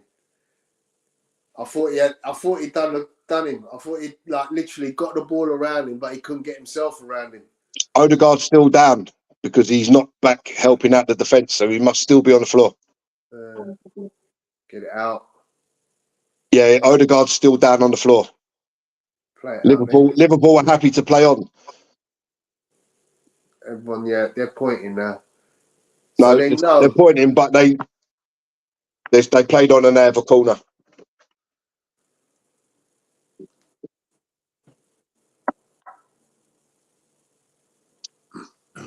Odegaard just trotted back into the box.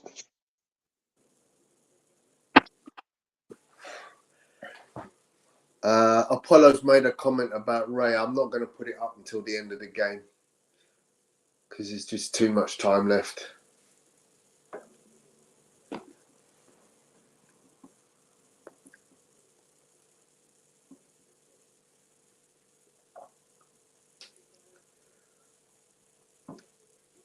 Ooh, close from McAllister. Shot from outside the area from the clearance at the corner. Did well there with just controlling his shot, but literally just misses the post by half a yard at most. At most, even less.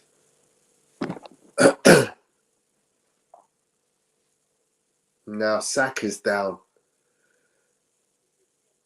So not really sure what's going on. Seems like a mad minute and a half here because we've had Odegaard down. Saka's down. He's shaking his head like it's something possibly serious where he might need to come off.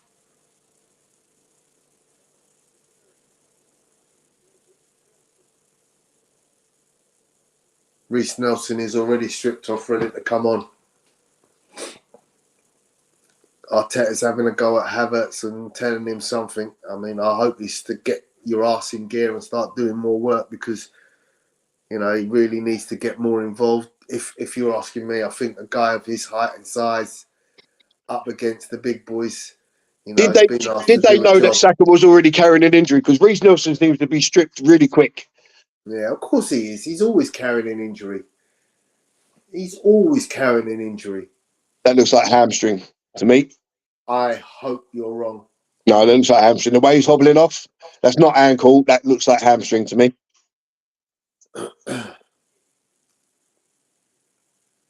But this is managing workloads, isn't it? We talk about it all the time. You whip the guy, every minute of every game.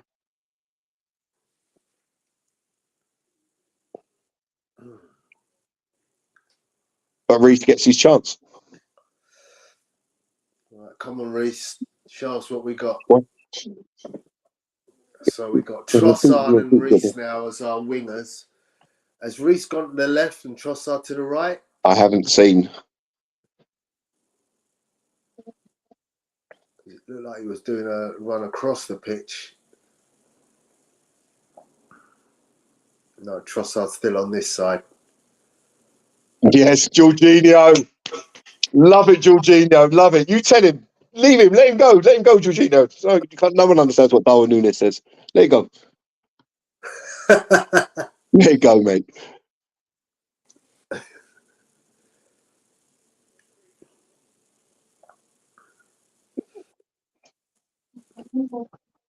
Yeah, Nelson's on the left, and he wins a header off of Van Dijk.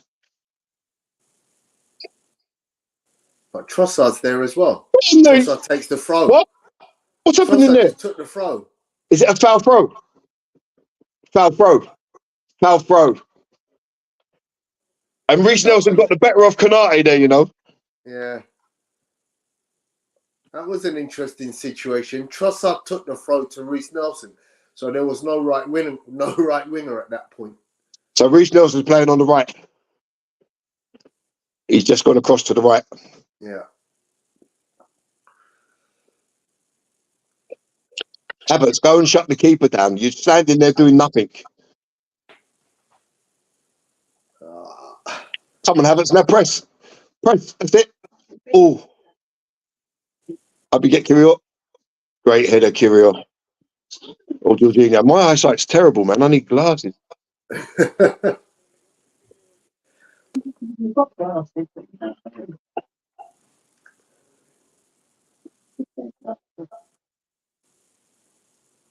It made no sense to take off Martinelli. I just don't understand. The one player that was the outlet with the speed, and you just take him off. I just don't understand it at all.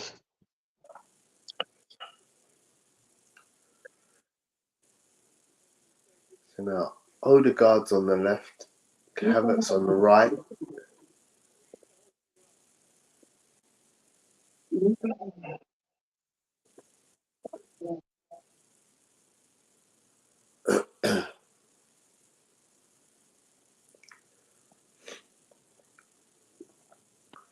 Yeah. Is he playing Havertz because he's a little bit more defensive minded than bringing on Eddie Nketiah, who possibly, Yeah, maybe. you know, especially from like crosses. Big 15 minutes coming up. Yeah, massive. I mean, that to me is a reason why I like Havertz on the pitch, because he is a physical player, and even if he's not winning, he's competing. What a touch, Kai Havertz! What a touch, gone. That's it. Well done, Kai Havertz. See, if Havertz is doing what he's just done there, that's exactly what you want. Exactly. You'll never get that from Eddie. Wow, that's a bit of a pass back, isn't it? Why didn't you play it to Saliba? Arsenal have lost it. Núñez has run offside, which helps us out.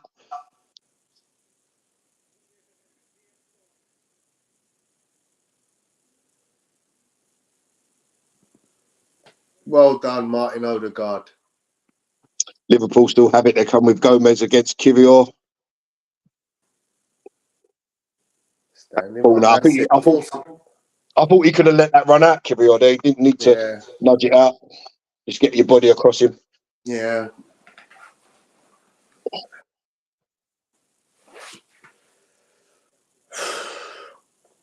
Tense moments, Tone, innit? Tense moments. Yeah.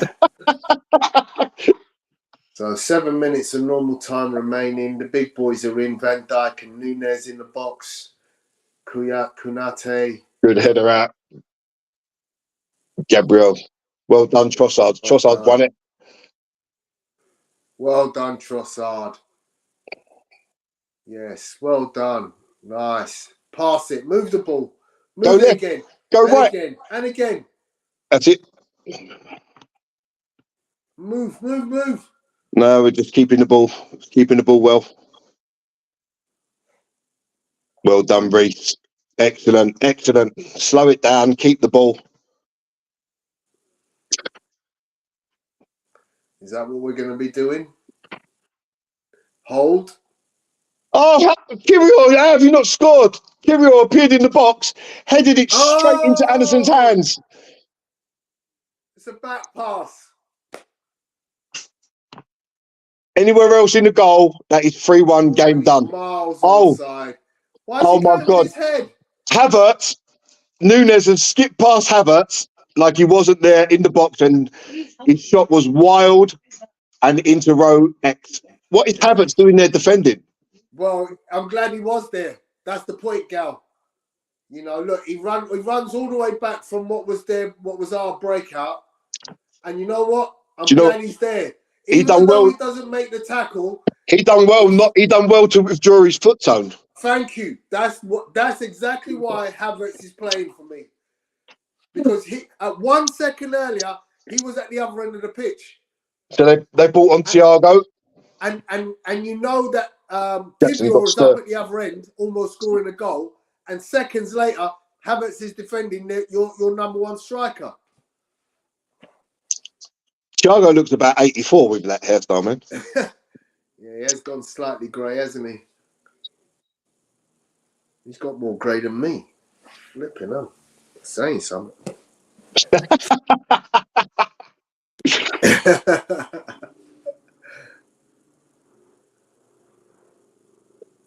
Offside, yes, Darwin Nunes. He's always offside. Well, he doesn't need to be, though. He's the Timo Werner of Uruguay, man. Oh, it's unbelievable. Why did you need... I'd be so frustrated as a fan seeing that offside. Because there's absolutely no reason for it.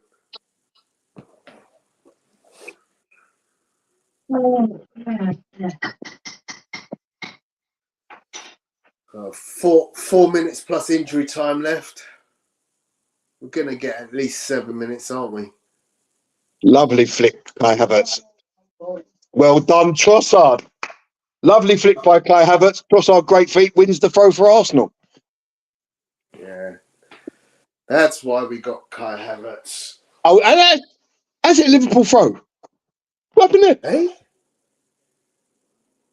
What?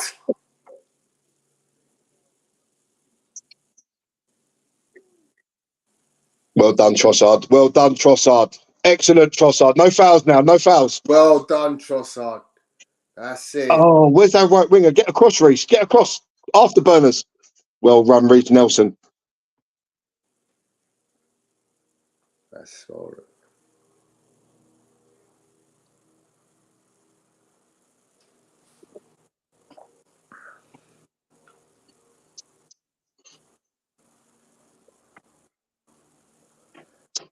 Let's just keep it tight for another 7 or 8 minutes now, boys. I tell you what, Jorginho has had an absolute stormer. I agree with you, Gary. 100%. My man of the match. Yeah, I have to agree with you, mate. It would probably go to Martinelli if we hold on for the win. Yeah. But I think Jorginho has been outstanding. Yeah, he hasn't put a foot wrong. He's passing, he's control. Very instrumental in this game. Well done, Reece Nelson. Stand him up. Go on, Kai. Go on, Kai. Hey, Reece, that's penalty. That's a second yellow. Get off the pitch, mate. Early bath. Goodbye. Thank you for coming. Ta-da. Go. Gone. Penalty sent off. Yeah. Early bath, mate.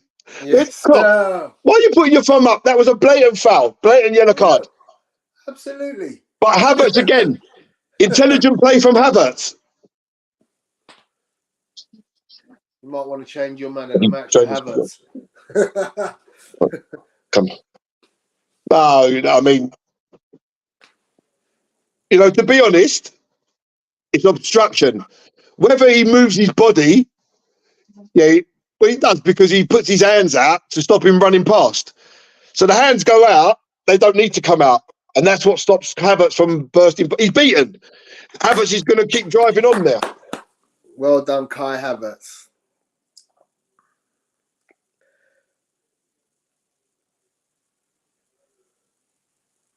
Oh, now the free kick's gone the other way. And Havertz is down.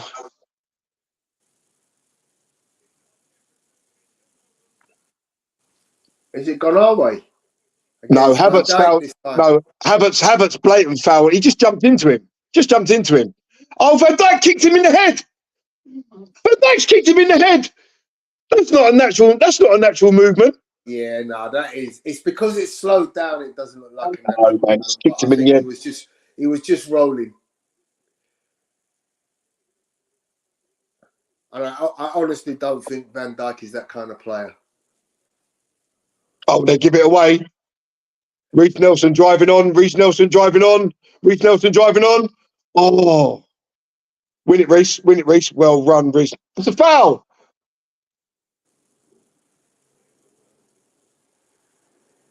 Play keeper, play keeper.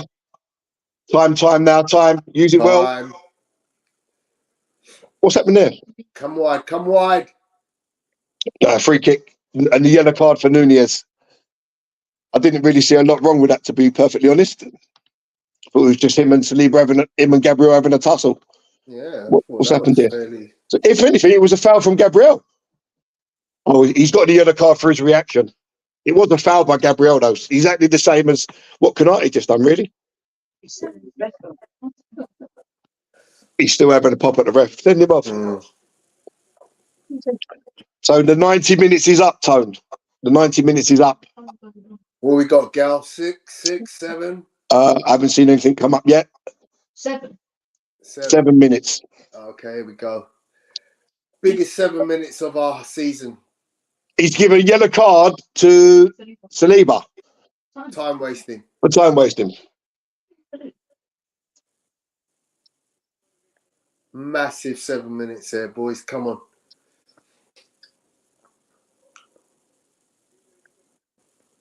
And he knocks the free kick straight out of play.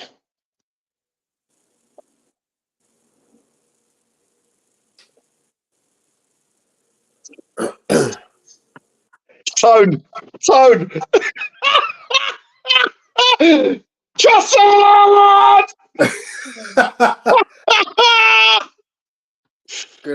Get up. Havertz over the head. Oh yes, Trossard. If he's, oh my God, what a goal this is! What a goal this is! Oh, what a goal that is! That's the win. Boom! I can go to the toilet now. I didn't want to move. Takes the ball down the left wing. Oh my days! What a goal! He's actually put it through the legs of Alisson. Arteta has gone berserk. Arteta has absolutely run down the sideline like a madman. He's done a Jurgen Klopp. He's actually done a Jurgen Klopp and gone down the sideline mad. Well done, Leandro Trossard.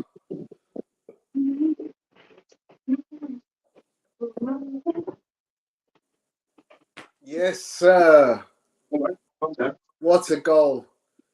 So Trossard had 2 players to beat. He went around them both, showed a clean pair of heels to Harvey Elliott. Van Dijk seemed reluctant to come in for the challenge. And that gave Trossard the opportunity to go in on his left foot and just hammer it hard and low, right between the legs of Alisson. Beautiful goal. No, it came off, what's his name's foot? It came off Virgil van Dijk's foot, yeah. Got a little touch of Virgil van Dijk's foot on the way in. Going in. What's she going to do? Mum, you open some? Very, very little, because I just had 2 buns. The celebration from Arteta is epic. I don't think I have ever seen. Even going in. I don't ever think I've seen Mikel Arteta that animated about a goal in my entire life. He must have got a yellow card for that. He overdid the celebration. Oh dear.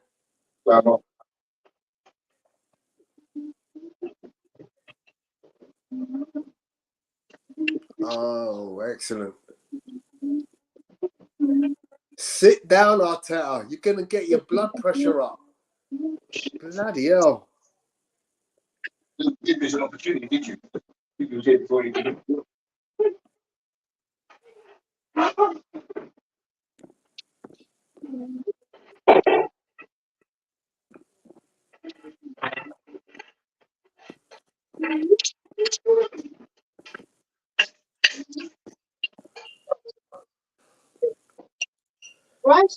Third yellow card. I suppose it's third yellow card. Yellow card for Declan Rice, his 5th of the season. Oh.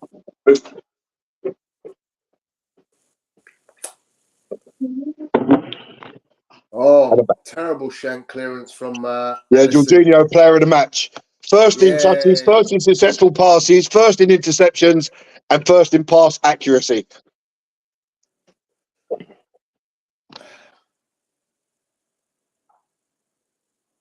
Havertz wins the ball. Oh, he's grabbed the linesman, Havertz. He's grabbed the linesman. He didn't exactly grab him. He touched him in the tummy. You got me worried there. If he'd grabbed him, he would have definitely got sent off. But he's got a yellow card for touching him for sure. It's a lot of yellow cards today. But hey, the battle has been won, he says, with 3 minutes left. I've got 2 left. I've got 2, but I'm counting 1 extra for the goal. 30 seconds in it.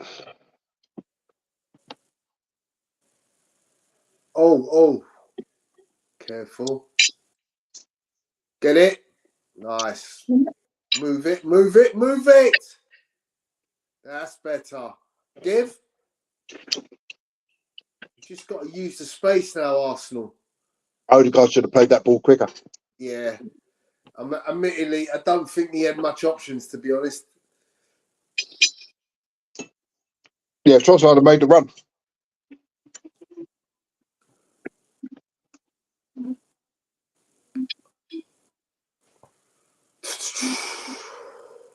Now to the 96th minute.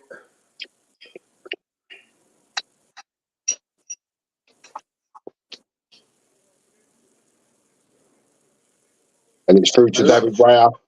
I love Odegaard's energy. Go to the edge of the penalty area. Go to the edge. That's it.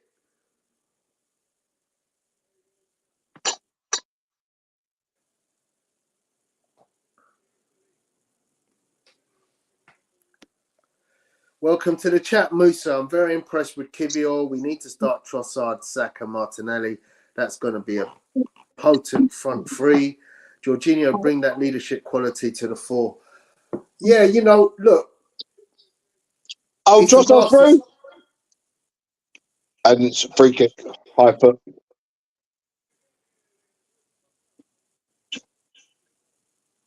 It's a master stroke to play Jorginho today.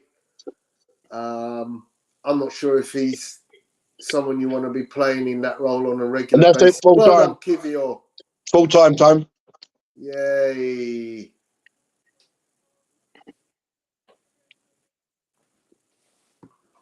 Amazing.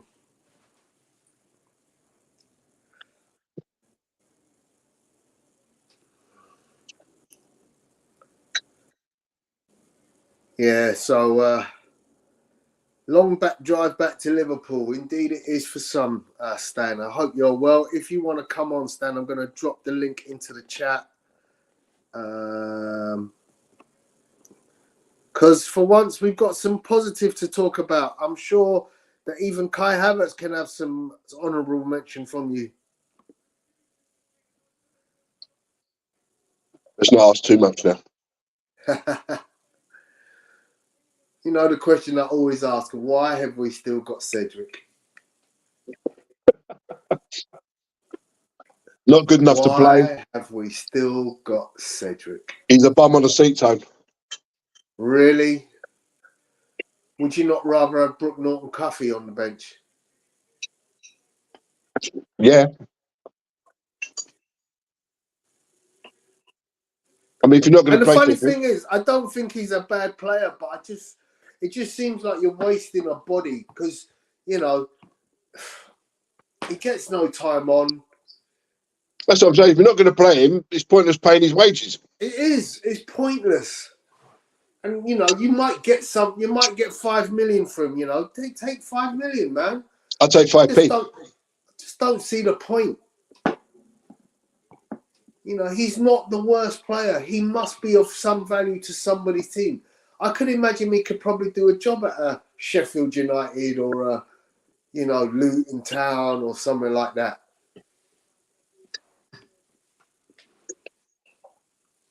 Talking of Luton Town, Sambi Lokonga's been doing quite well. Yeah, he had a good game yesterday. So Saka's on the pitch, and he looks like he's moving okay. Yeah, that's the good point, isn't it? I was going to just say that if Ashley Young can still do it for Everton, Cedric can do it for somebody. I'm pretty convinced of that. Yeah, I bet you're right there, mate. Musa says very positive stuff. They all played for the badge. Yeah, it was a good all-round team effort. You know, that feels like a really good motivational win for us moving forward in the season. You know, I mean, take out the own goal. That's a 3-0 victory. Yeah. Oh, look at Jorginho with the moves. All right. I think he wants to stay off the dance floor with them kind of moves. Oh dear. Yeah. So well done, Mikel Arteta. Look. Yeah, Saka's looking happy and smiling, which is a bonus.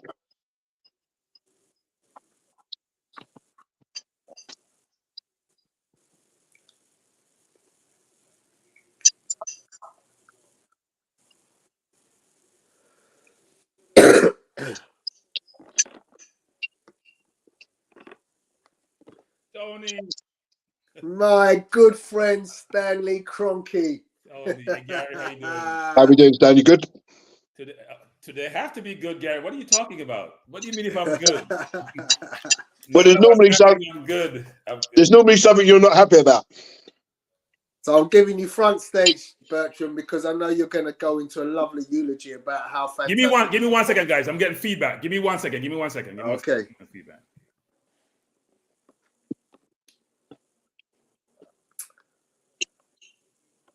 There. So yeah, everyone in the chat, please give us your feelings on the individual that you thought was the man of the match. Would be very interested in, as Gary and I have already said, we thought it was Jorginho. I thought he was phenomenally, good.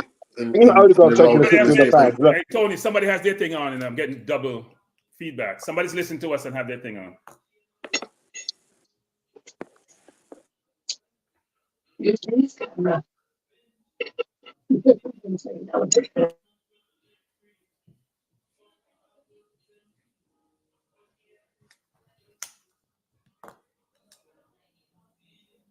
I hear Gary eating his dinner. Can you hear me, Tony? Okay, good. Look, today's a brilliant day. Today's a brilliant day. I don't know why I'm getting feedback, Tony. Let me get out and come back. I'm getting feedback. Let me get out and come back. I'm not sure what's happening. No worries. So yeah, Stan's gonna come back in a minute. Yeah, my dinner was scrumptious. My 13-year-old son cooked spaghetti bolognese. Oh, nice. So with Chelsea getting thumped 4-2 by Wolves. They was always going to get beat by Wolves. Getting a draw. Man United winning 3-0 at home to West Ham. It's been an overall good weekend. Tottenham getting a draw.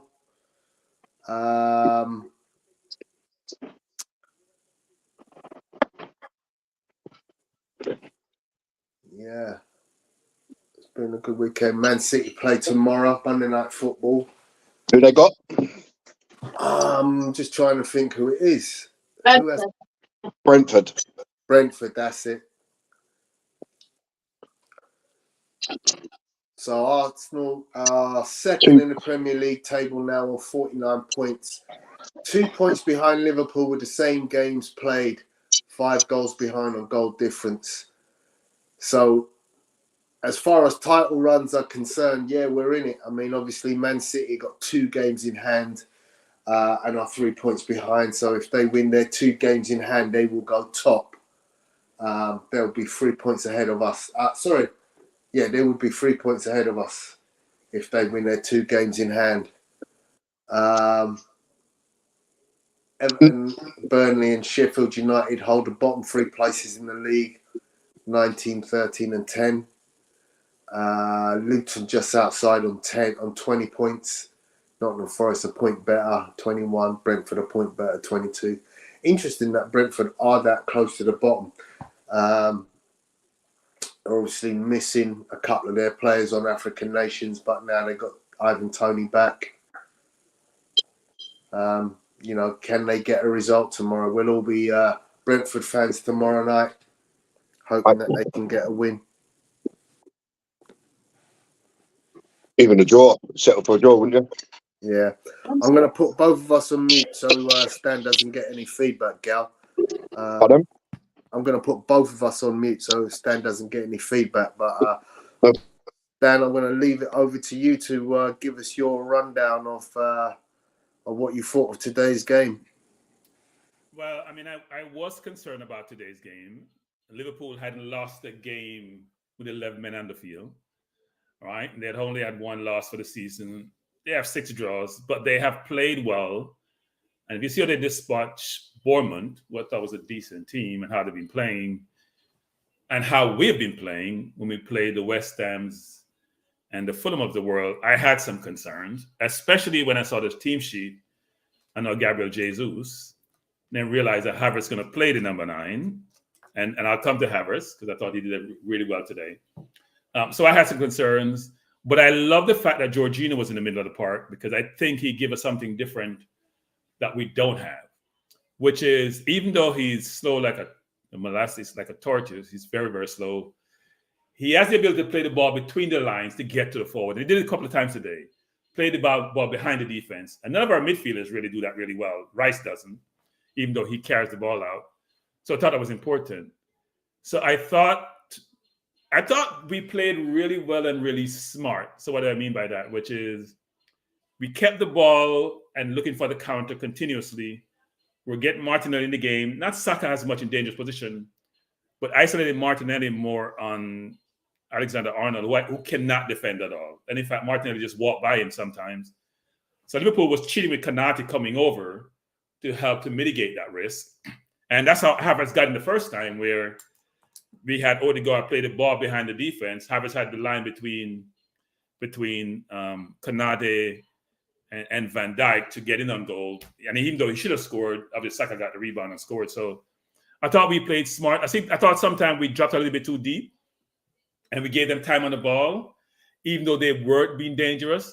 And I was hoping that we would play not a low block, which sometimes it looked like we were doing, playing like a half block, but push a little bit more, be on like top of the 18, so we have space between the 18 and our goalkeeper to pick up any ball that came over the top.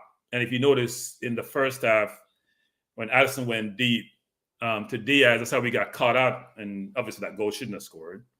But I thought overall we played well. We were trying to exploit the space, trying to get Martinelli in behind and get Havertz in behind, which worked really well. They really didn't do anything in the first half at all, frankly, given how smartly we played. And that was obvious. They only had a few shots on goal and nothing really on target to cause Raya a problem. And so when we scored the goal, I thought we'd go in easy at the first half, come back in the second half feeling confident. So I was really disappointed with the goal we gave up. And I know people are blaming Raya because Raya is easy to blame. And you would think in that situation, the goalkeeper would come for the ball. But if you're shielding the forward, they cannot touch the ball. That's my philosophy on shielding. If you're going to shield the forward, you cannot let the forward touch the ball at all. In fact, what Saliba wasn't doing, he wasn't leaning into him. He was blocking him. You have to lean back into the forward to push him away to get a toe on the ball. So that was disappointing. It was a ridiculous goal, frankly. You know, one of those goals where serendipitous goal where you don't want scoring, but it does score. And frankly, you know, things turn around in the second half because we got the same goal that they got in a sense, which is a mix-up between the goalkeeper and the centre half in Van Dijk, two of the more experienced players. I thought second half we gave them a little too much respect. Maybe we were trying to be more counter in our approach. I thought we gave them too much respect, frankly, and they were attacking more. They looked dangerous more on the left side versus their left side versus the right. Because I don't know why Zinchenko went off. I assume he got injured because to me, Kerr is not a better player. And Zinchenko was getting the balls really well out to Martinelli or inside to Jorginho or inside to Rice. So I thought he had a decent game. But as we know, most of the goals always come from Zinchenko's side anyway. For some reason, whether it's his fault or not, they seem to reside himself on the left first before they get scored. But I thought second half we played really, really smart, which is important. Kept them in front of us, didn't give anything away, and trying to counter when we had the ball. And I thought the captain led from the front today. I thought he was running all day. He must have a good sleep tonight. He was trying to pressure, but it's the goalkeeper, the center half, come back in the middle, putting a foot in. And my favorite beaten stick, Havertz, I thought did really well in putting pressure on Van Dijk and Kanade, going for the headers, trying to hold the play up, trying to bring people to play. My concern with Havertz is, and I'm going to keep on having the same view, not dynamic enough. So really good footballer, but you need difference makers. You see like how Trossard got rid of the defender to get in on goal. Havertz got in on goal twice today and did nothing with them, right? The first one, he should have scored. The second one, his first touch was poor to go across the defender versus keeping the ball on the outside so the defender can get to the ball. I thought he played well today. But if you think about the overall team and how we played, I thought we did what we need to do. And Liverpool weren't dangerous. Think about it. How many times did Raya have to make a brilliant save? McCarthy had a couple of good shots. They brought in Nunez. They changed the team up. He tried everything. Nothing really worked. They didn't get behind us, which I thought was important. Ben White get a stupid yellow card on a throw and trying to delay the game. Has Ben White ever throw the ball to his own teammate? Why is Ben White taking throws? I'm here kicking my TV and screaming. Ben White can't throw the ball to his teammate for nothing, ever. And always holding the ball for like 15, 20, 30 seconds. Still can't find a man. Now we see that we're not running off the ball to give him space so he can throw the ball in. Or he's waiting for Christmas to come because I have no idea. But, Tony, I am extremely pleased. My weekend has been made. I was very concerned about the game. I was on a podcast with Manning's Man the other day, and we were getting another beating from the Man U fans and other fans like, we're going to get it today. So those Liverpool fans will hear from me today because they did nothing. For a team that hasn't lost a game with 11 men, only lost one game before us, shouldn't have lost the Spurs, and didn't really threaten us, even though they had all their players apart from Salah, I thought we did phenomenal. So all the players to me today played well. I don't think I can point at one player who didn't play well. The question is, how well did they play? And I thought Jorginho, with an 87% passing rate, not just making 2-yard passes, even though he's very, very slow, he's such a smart football player. He's always trying to figure out where the defense is before he gets the ball so he knows what to do with it when he gets it. So I was really pleased to see this. And I think we should keep him and Rice in the midfield, frankly. If Partey is going to be out, I think Jorginho should retain his place and we figure out who to play in the 8. I don't think he should be on the bench when Jesus come back because we dominated the middle. I know they didn't have a Thiago who came on late. I know they had, Curtis Jones always plays. Gravenberg doesn't always play. McCarthy always played. But McAllister, always plays. But I thought the midfield today gave us the benefit, the best ability in the game to dominate the midfield and play well. And we kept them in front of us, Tony, which is important. If you think about Liverpool, I was trying to get behind with Diaz and Nunez and Jota. What did Jota do today? Apart from the first touch he had in the game, which is almost got through on goal, he didn't do much. So I would summarize by saying Arsenal fans should be really happy, not just with our position in the league, but how we played to me, which is always most important. It's not that we won, but we won with confidence. We won with ability. We won going forward. We won playing smart. And I'm not a person who like to nick games, frankly. I know some people don't care just about a win. A win with confidence, a win with dominance against a very, very good team give me more assurance going forward that we will do well for the rest of the season if we can keep ourselves injury-free. Yeah, I thought Jorginho played really, really well, actually. Really, really well. 7 duels won for Jorginho is a lot. He was putting a foot in. He was running faster than I've ever seen him run, actually. And he's not a fast runner, so that's my position, Tony. I'm extremely pleased today. Extremely pleased. Excellent, excellent. So, yeah, while you were talking about that, in fact, I'm just going to try and hear what Declan Rice has got to say quickly, if I can turn my TV up quickly enough. From the training leading up to the week, it's been really positive, and that transmits onto the pitch. And I think you could feel that today. Jorginho, what was it like at half-time in that dressing room, having played so well? They hadn't even had a shot on target, and yet it was 1-1. Must have been really difficult to lift yourselves and go like you did. No, it wasn't. It wasn't, because we believe in ourselves and we rely on each other. That goal wouldn't change anything what we've done the Love first 45 Jorginho. minutes. So we knew how to do it, how to get back in the second half and to go again, because we knew we could do it. We just had to push each other and keep the energy high. So Declan, why didn't that happen? Why? It would have been easy to go into your shells, for doubts to creep in. Why didn't that happen? I think because we've got people like him, Skipper, myself. Good today, wasn't it? Yeah, unbelievable. People that drive it on, obviously it was a kick in the teeth to concede so late after having a really good first half. But I think, like you said, we knew we had such a big 45 minutes in our season, and one goal couldn't affect that. So we had to go out there and give it absolutely everything. Did it feel like a really big, 90 minutes and then 45 minutes in his season? I interviewed the manager in the week. He was like, look, we don't think about the consequences. But there must have been a little bit of you thinking, it's only 2 points to win, but if we lose 8 points, and that feels quite big. Yeah, of course. I think when you're competing for titles and you've won stuff, like he's been there before, he'd tell you. Every game's so important. Obviously, we've slipped up in some games of late, but today there was a real importance about winning the game, and to do it the way we did. These are the moments we live for. As kids, we dream about these moments, and yeah, we're really happy today. It's a good point that Declan makes, Jorginho. You have been there. You have won everything, nearly everything. Does this feel like a group that's working towards us getting closer to winning things?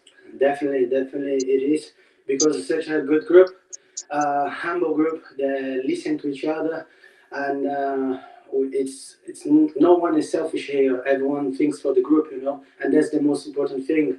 And the maturity that our team is demonstrated today, it was huge. When we could play, and when we couldn't play from the back and understand when we should go long as well. So the maturity is really helped us and took us to where we were. It did feel like the midfield battle was absolutely key today.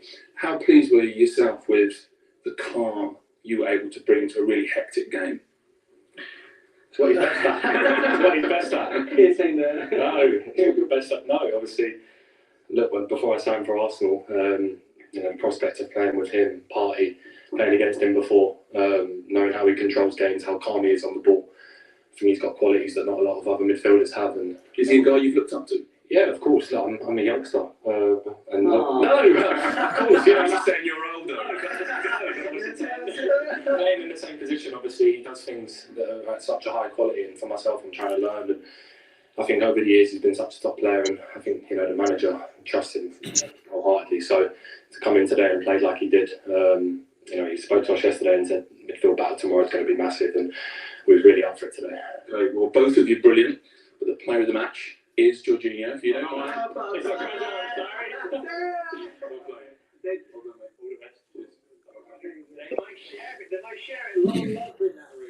Excellent. That's what we like to see. Is the camaraderie is clearly there. The fact that Declan Rice, who's been heralded as a wonderful signing, cost a lot of money. He's come in and he's been very humble to recognise that I've got two gifts ahead of me in Partey and Jorginho, both who I can learn from. It can become something really special, because he does have. Jorginho has qualities that Rice doesn't, and the same Partey has qualities that Rice doesn't. And when you consider his age, with those older heads ahead of him, there's such a scope for him to become this dominant midfield player for us going forward. Yeah, I do think we didn't really use a traditional 8 today, did we? And it worked, right? Because you have those two interchanging and rotating in that position. I don't think we need a traditional 8 to play, because Havertz, to me, is a hybrid, doesn't really fit any place. He played better in the center forward today. I think he occupied the two center halves, which is good, to create more space and more opportunities for both Saka and for Martinelli. And I think we should think about that going forward. I think Jorginho should get more playing time, actually. He's just a cool head in the midfield. Even though he's slow, he's such a cool head. He has to retain the ball really well. Sorry, Gary, go ahead. Yeah, that's a really good shout, Dan. Sometimes it's not the speed that you run at; it's the speed of thought. And that guy's still got it in abundance. Yeah, that was clear to see today. He used the ball so well. His interceptions, he's hustling, just in his own little sort of 5 to 10 yard space. He didn't need to make lung busting runs to get back and tackle. He was always puts himself in the right space. And that's something that you necessarily can't teach. But was he 31, 32? Yeah. Now, I think he still can do another season after this. But he could be a very important player for us going forward for this title running. And I agree 100%. Play them together because, like you said, they alternated in the 6 and the 8. Rice has got the legs, the other one's got the brain. It's a perfect partnership. If Partey's not going to be fit. So here's a question, and I guess it's kind of a dilemma that Mikel Arteta has to face, because you've got a player in Thomas Partey whose fitness levels have dropped dramatically this season. I keep talking to Alex at Cannon Fodder about the fact that last season, Thomas Partey played 40 games. Was it last season? He was I think he played something like 3,100 minutes, which I think only 2 Man City players played that many minutes all season. So last year, he was pretty reliable through most of the season. Now you have to consider you've bought in Declan Rice, £100 million player. And this season so far, he's looked an absolute dream. He's come in and he's hit the ground running. Possibly one of the best games that we've had was the Community Shield, where Rice was played alongside Thomas Partey. And then you look at today's game and you see Rice alongside Jorginho. So the question I want to ask the two of you guys is, what happens going forward? I mean, we appear to have 3 very good defenders, but only one of which is a rock in terms of availability, which is Declan Rice, and obviously age is on his side. Jorginho, we know, is not the fastest. Partey, on the other hand, has skills that neither of the other two have. How would you guys like to see our midfield grow in the next 6 months? Well, I personally think if Partey's fit, he's an obvious starter. If he's fit to play and you can get run of games out of him, he has to start, because, like you say, he does bring the transitional qualities from defence to attack like nobody else does. If he's not fit, then stick with what we've just seen. If Jorginho can't play, 3 games in a week, then you play him for the important games, and then you go with Havertz in the other 2 or the other 1, whichever way you want to work it. But if it's not broke, don't fix it. So Partey comes in, he's got to start. Rice has got the legs to help Jorginho out, and Jorginho playing a little bit further forward is not a bad thing, because he can pick a pass. He's calm on the ball. It's a win-win, is it not? Yeah, look, I think what was interesting today, people haven't talked about, is the fact that neither Kiwior or Zinchenko played inverted as much as they normally do. Good point. Right? You think about the game. They didn't play that inverted as much, and it worked, because we had 2-6 basically, or 6.5 and a 6 in that middle. You didn't need that inverted. And the question is, why wouldn't we go with that? I give my front 4 a little more leeway defensively because I have 2 people sitting. Right? So I have 4 defenders and 2 sitting midfielders. I think my forwards, including Odegaard, doesn't have to spend as much time coming back as much as they do when you play the inverted, because the right side is wide open when you play the inverted. Right? So then you got to be scrambling to cover. So why would you do that? But go back to your question, Tony. I do think that we have to continue the status quo until the summer and figure out what we do after the summer. Right? The next 6 months, the status quo, which is Partey is 38, Tony. You and I have talked about this. He's not 30. He's 38. And you can't play at 38 for 40 games, Tony. He's going to break down, Tony, okay? This is the African age. He's 38. He's 38 real in Western age. In Africa, he's 32. It's like 6 years. And it shows, because he has groin muscle, hamstring. You have those things start going. The muscles start getting, more constricted when you get older. That's what's happening to Partey. But he's a brilliant footballer, and we need him on the field. And when he's back, we rotate him on Jorginho. Yep. City does that with their players. You look at how he plays De Bruyne, even when he's fit, or he plays some of the other midfield. Apart from Rodri, who's a beast and seems to play every game, he rotates the other midfielders, especially De Bruyne, who's always injured nowadays, by the way. People don't realize that the last few seasons, De Bruyne has to take time off because he's injured during the season. We need to do that with Partey and he's a brilliant, brilliant player. And as Tony mentioned, which I forgot about, we played City the Charity Shield. We held our own, right, with their full team. We in the middle of the park, and apart from center forward spot, your core is your middle of the park. That sixth area is the key for your team. That's the link between your forward and your defense. That's the one's going to block, players going through your defense and going to start the play up, take the ball off your defense, your goalkeeper. So Glenn Rice. I mean, talk about Glenn Rice. I'm always talking about Glenn Rice. Declan Rice is a brilliant. It's his brother, isn't it? Glenn Rice is a former basketball player. Played for Miami and played for Michigan. A lot of different things. He's also a very good soul singer. He is? Yeah, there's a very good soul singer by the name of Glenn Rice. I've got a couple of his albums. Bertram knew that secretly.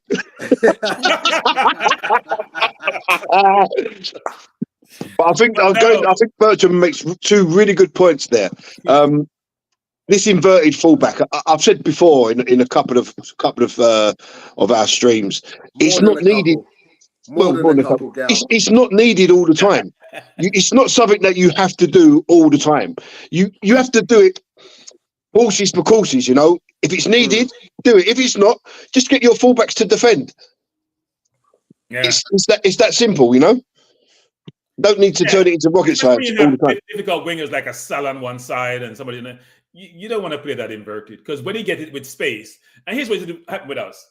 Van Dijk makes a 50-yard pass to Salah. He has room to make decisions. You don't want that. You want to be closer to him. So he has to make quick decisions versus he has all day. And I think Klopp missed a thing today, which was interesting second half, but he took out Trent. And maybe he's trying to protect Trent because Trent has been injured.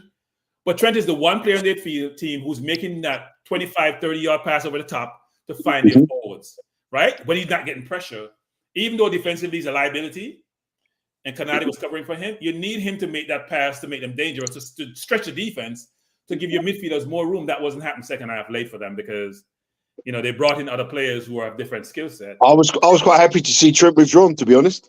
Yeah, me too. Even though I think he's a liability defensively, Kanadi covers so much space and so much room and so much ground that he allows them to cheat with Trent, because Trent cannot defend.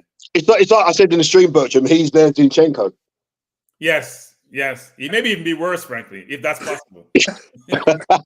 No. That's a close call. A couple times Martinelli looked up in the air and Trent was dismissed. He didn't even try to he just looked up and Trent was gone. Trent just doesn't defend. But he's a brilliant passer, especially from deep. He can pick out a six span 60 yards away with ease.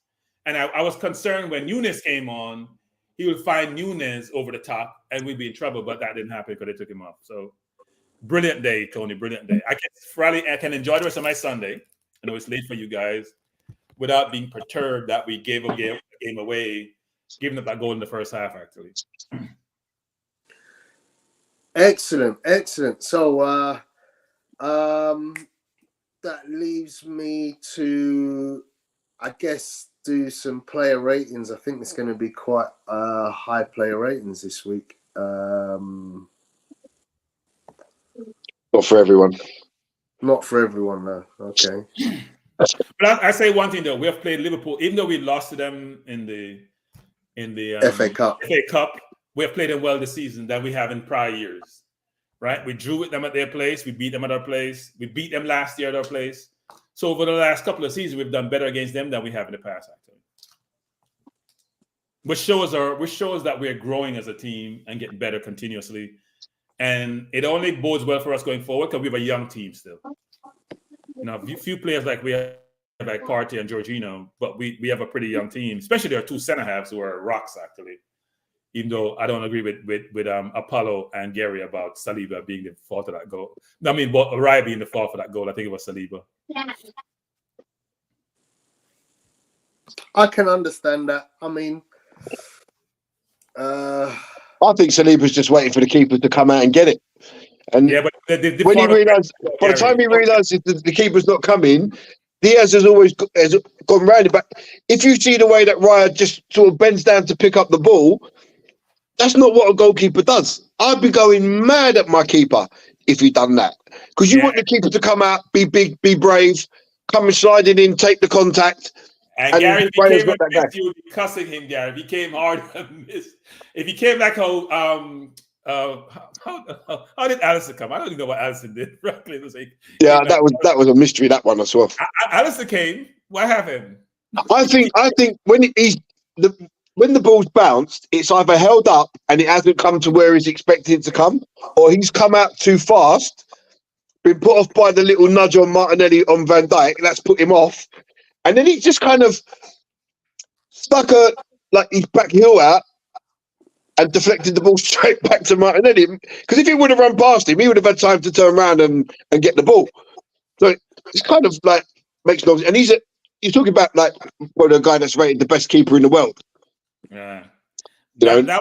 That bounce by Martinelli did it actually. It put everything off. Him bouncing Van Dijk and getting Van Dijk to move just enough to create havoc. Yeah, I reckon that had a lot to do with it. So you're saying, Tony, about ratings? I'm just typing them in as we speak. Oh, okay. Well, no, the ratings are high today. Like I said, nobody had a bad game, which is good. You can't point out one play and say, well, even Zinchenko, that's even Zinchenko, he does a brilliant on the ball. He's like Trent to me.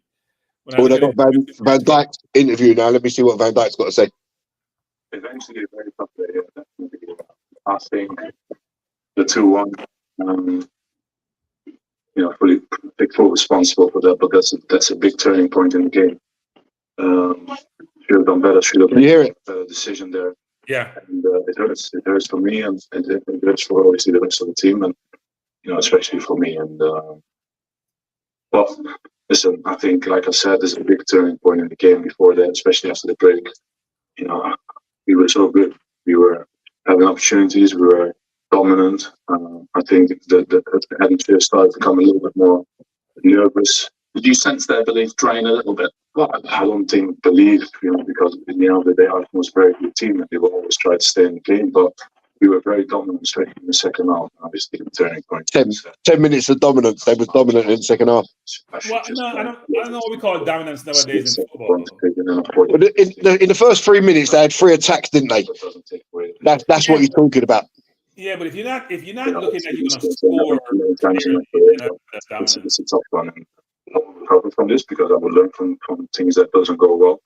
But I will take the responsibility. I mean, it's not my job to make excuses for you, but there was a little bit of a nudge just before he gets in. But it sounds like, you obviously have high standards, you expect a lot from yourself, and you wish you'd done something different. Well, 100%. Obviously, it's a very, physical game, and you see that.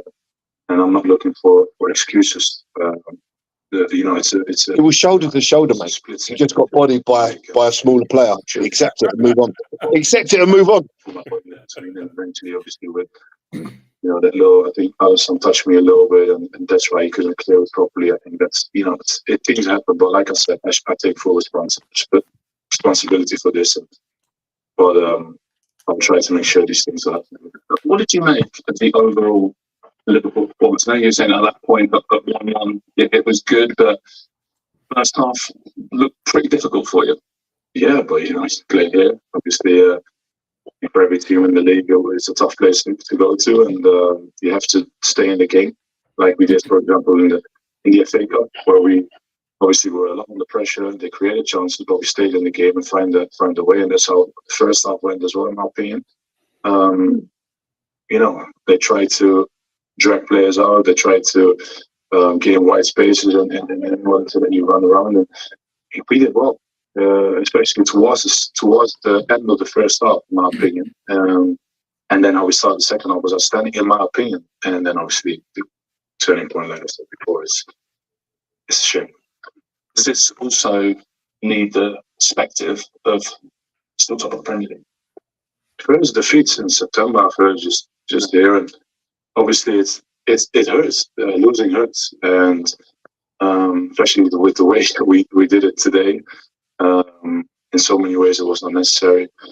But like, yeah, we take it game by game, and now it's obviously what I said before. It hurts. It hurts for me, seeing all the fans coming all the way down, and the whole club. It's not nice to be involved in mistakes, and but I will work hard. I'll be back, and there's no doubt about that. And make sure these things. The way he's talking is like his career's over. Next opportunity is on Saturday. Thank you for coming out. You're very well, guys, but thank you. I think the concern is about Man City more than anything else, frankly. Yeah, but they want that 5-point cushion. They want that 5-point cushion. We've still got to play City at their place, haven't we? Yeah, we had more clear-cut chances today than they did, right? And if you think about it, who got the easiest chance of the game, you think, today? What, in this game we just watched? Yeah. Got to be Martinelli's finish, innit? Yeah, possibly. Well, no, he scored, so it wasn't a chance that we missed. I mean, chance that we didn't put away. Havertz. Yeah, I was going to say, you probably have to say Havertz had a couple, didn't he? No, I don't think it's Havertz, actually. Well, Havertz, the goal that Saka scores, Havertz should have scored. No, I agree, but it's not the easiest chance today. You know who had the easiest chance today? Who's that? Kiwior. Oh yeah. Yeah. Oh yeah, that header. He didn't have to head the ball. Tony could control the ball and play the ball in the goal. Yeah. No. Bertram, you're wrong. The easiest chance was Saka from Martinelli's cross. How did he head it wide from there? No, he's short. He's too short. Yeah, Bertram, he actually flicked the header towards the goal. No, and he headed it wide. No, but he was under pressure. Kiwior could control the ball. I'm not sure people realize that, actually. I'm not having anything said about Starboy because the stats that I've put up on the screen says it all. 24 goal contributions in 30 games across all competitions this season. 8 goals in the Premier League, 7 assists. For a player who's got no right foot, according to Stan, he doesn't. By the way, Tony, he doesn't. I don't care what you tell me. Even though he scored a very good goal with his right foot. The time out before, he doesn't have a right foot. Hey, did you see Odegaard today, Tony? Yeah. And a clear right foot shot. What did he do? Yeah. I get it. He turned around. He can't shoot with his right foot. I get it. No, I thought Kiwior could have controlled. I thought he was offside though, Tony. I saw it again. All he did was control the ball. He had to end he went down to end the ball, Tony. Yeah, he could have easily sideswayed it into the net. Yeah. Control to put in the net. There's nobody close to him because no one expected. It's a centre back, isn't it? It's a centre back playing as a striker. It's foreign to him. Yeah. No, I thought we had more chances than them today, actually. Yeah. Clear-cut chances. It worked out brilliantly today. We were all upset at halftime about how we gave that goal. Not about how we played, but we gave away a goal which we shouldn't give away. That they had nothing. They were doing nothing to be in that position. But we came out and showed some intestinal fortitude and showed some guts and got the outcome. Yeah, so. Absolutely. So I'll put on the screen some stats for you guys to take in. Wow. Where did you get these stats from, Tone? Squawker. Yeah, because on Sky Sports, our expected goals was 3.52. Okay. The calculations are a bit off on here. I think it was 3.52. It was 3.52. But no, it shows you that we came up. The outcome was right actually in terms of who won. Yeah. 7 100%. shots on target against 1 is definitely the one category you want to dominate more against the team, and that's normally the way a result goes is when you've had more shots on target. You're more. So here's what's interesting, Tony. Here's what's interesting. So you always hear me talk about this, which is what I call ineffective possession, right? So they had 57%, we had 42%. So they had almost much better possession stats than we did, and yet we were much more effective than they were. Yeah, but it's where you have the possession, though, isn't it? Yeah. They got the possession at the back or in the middle of the pitch. Oh, it's Jurgen Klopp. Yeah, so that's my point, which is what I call ineffective possession. The performance levels you'd expect from your team, did you get those today? Yeah, in moments. So it was in general not on a day. I think that we can really admit that Arsenal got the 3 points. even when the circumstances were obviously a bit strange. But there was like, was clear that they go for us. It was similar to the cup game, let me say it like that. In the cup game, they had bigger chances. We scored that goal before half time. They score it.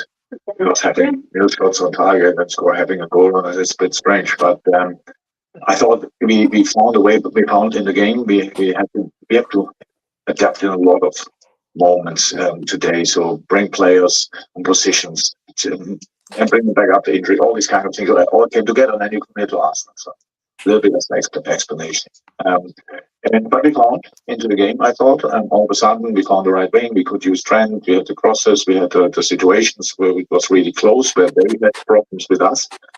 And in the second half, you can keep it open. And I think if you don't concede a second, it was really strange. And Arsenal might become a little bit nervous or stuff like this, and then the crowd is not as ecstatic as they were after the 2-1, and everything can be different. And the red card didn't help, obviously. We had to change a lot. We tried a lot. We had to make changes. We cannot play 90 yet. And so all these kind of things. In the end, we conceded 2 more, lost 3-1, and the player, that's obviously the opposite of what you want. But this season, you've been really good when you've had Magnanimous absences for any reason. You've been really good at kind of making up for that absence. Maybe for the first time today, did you really miss the players? You were without Salah, Szoboszlai, even Conor Bradley with Trent maybe a bit out of rhythm. We miss them always. But no different today. We miss them always. It's just we have to find a way through. If this game ends 1-1, what do we say then? And that's absolutely possible. We're not accountable. It's possible that you get a point here. Because of the way we conceded the second goal at 1-1, and if you stay in the game, and then really in that moment with the changes, then we can turn the game into our direction. But something like this, it gave them all the momentum and us the opposite, and that obviously against such a strong opponent like Arsenal is then really difficult to turn around. But we didn't miss the players more than before. We always missed them. But coming here, you said before the game you wanted a more dominant performance than you gave in the cup.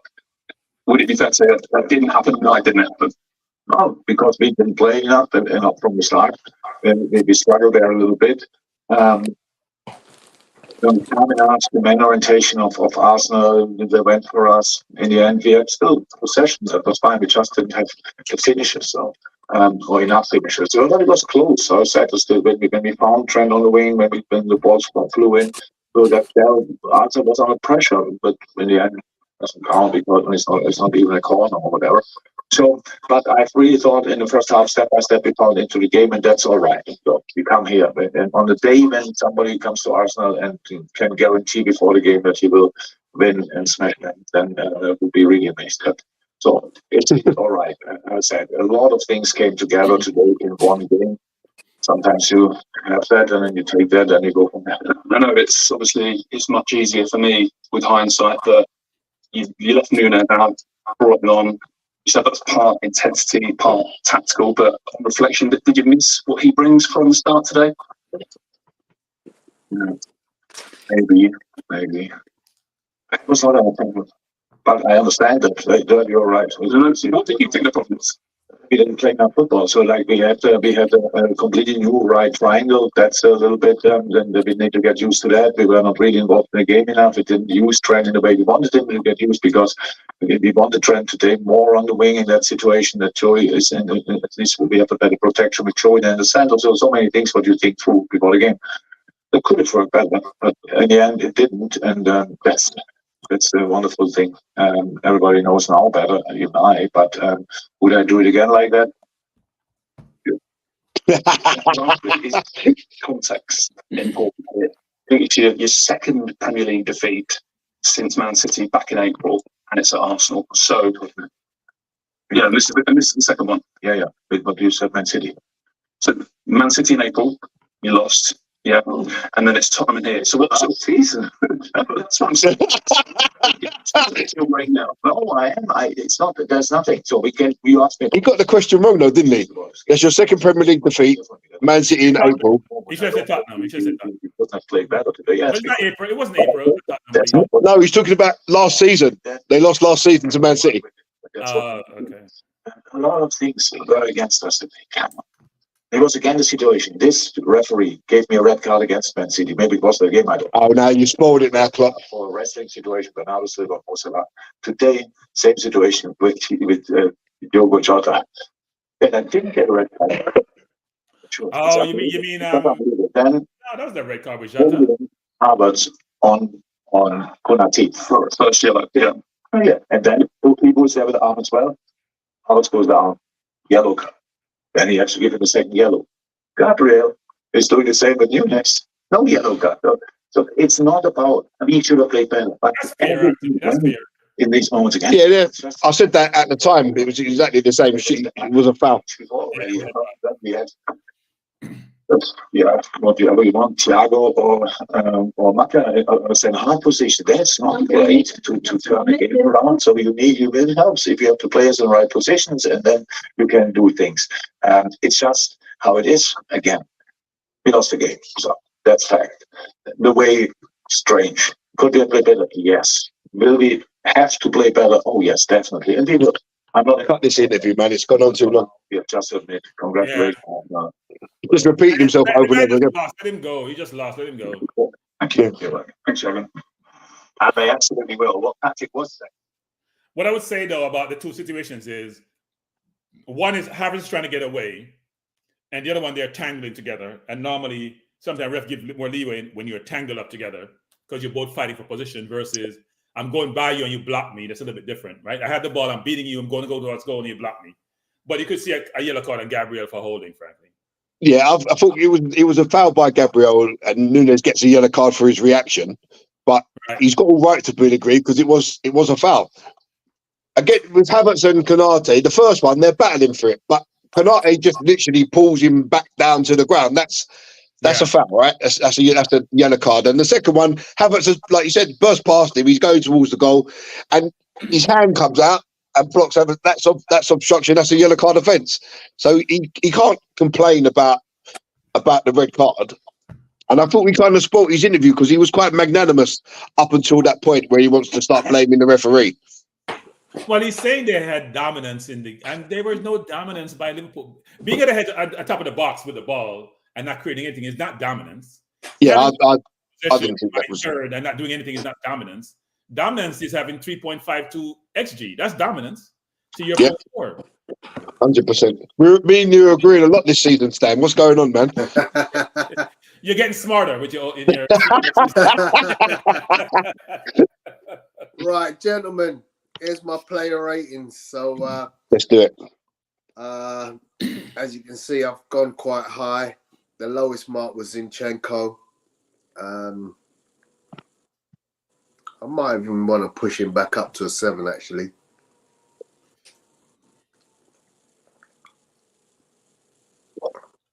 Let you salivate that for a little while.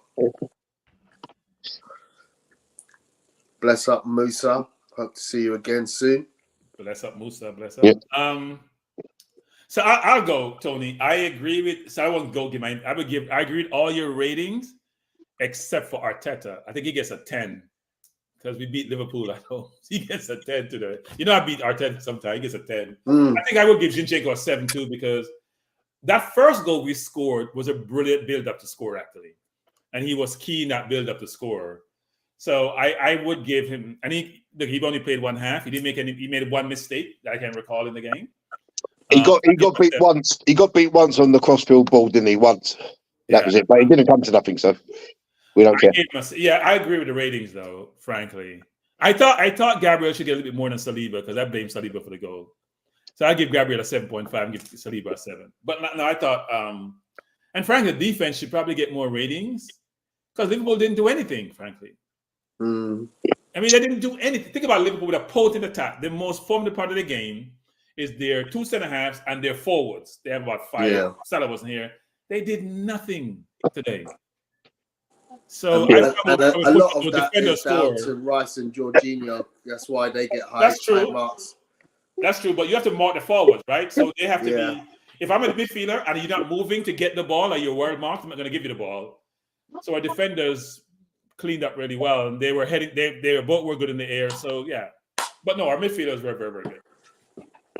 Very, very good. Yeah, I can agree with them ratings, but I'm going to knock Raya down a point, and I'm going to knock White down a point. I thought White, listen, he's taking ages to take a throw in. Bertram alluded to it earlier. You know, every time he's got the ball in his hand, it's like 20, 30 seconds. You know, and then he picks up a stupid yellow card for then taking his time over a free kick. And when the ref gives him the yellow card, you see him pointing to the touchline to say 2 or 3 times for a throw, taps the watch, you know, and I think it's just stupid. A throw-in should take no longer than 10 seconds to throw the ball, right? You pick up the ball, you've got your players in the positions. If you've got nowhere to throw it down the line. Try and nick another throw-in a bit further down the pitch. You know, and then when he puts himself on the yellow card early on, his game then is on a tightrope. He can't make any challenges. You know, and there's a couple times where he's overrun the ball trying to nick it, when he's just got to hold his position, because once he tries to nick it,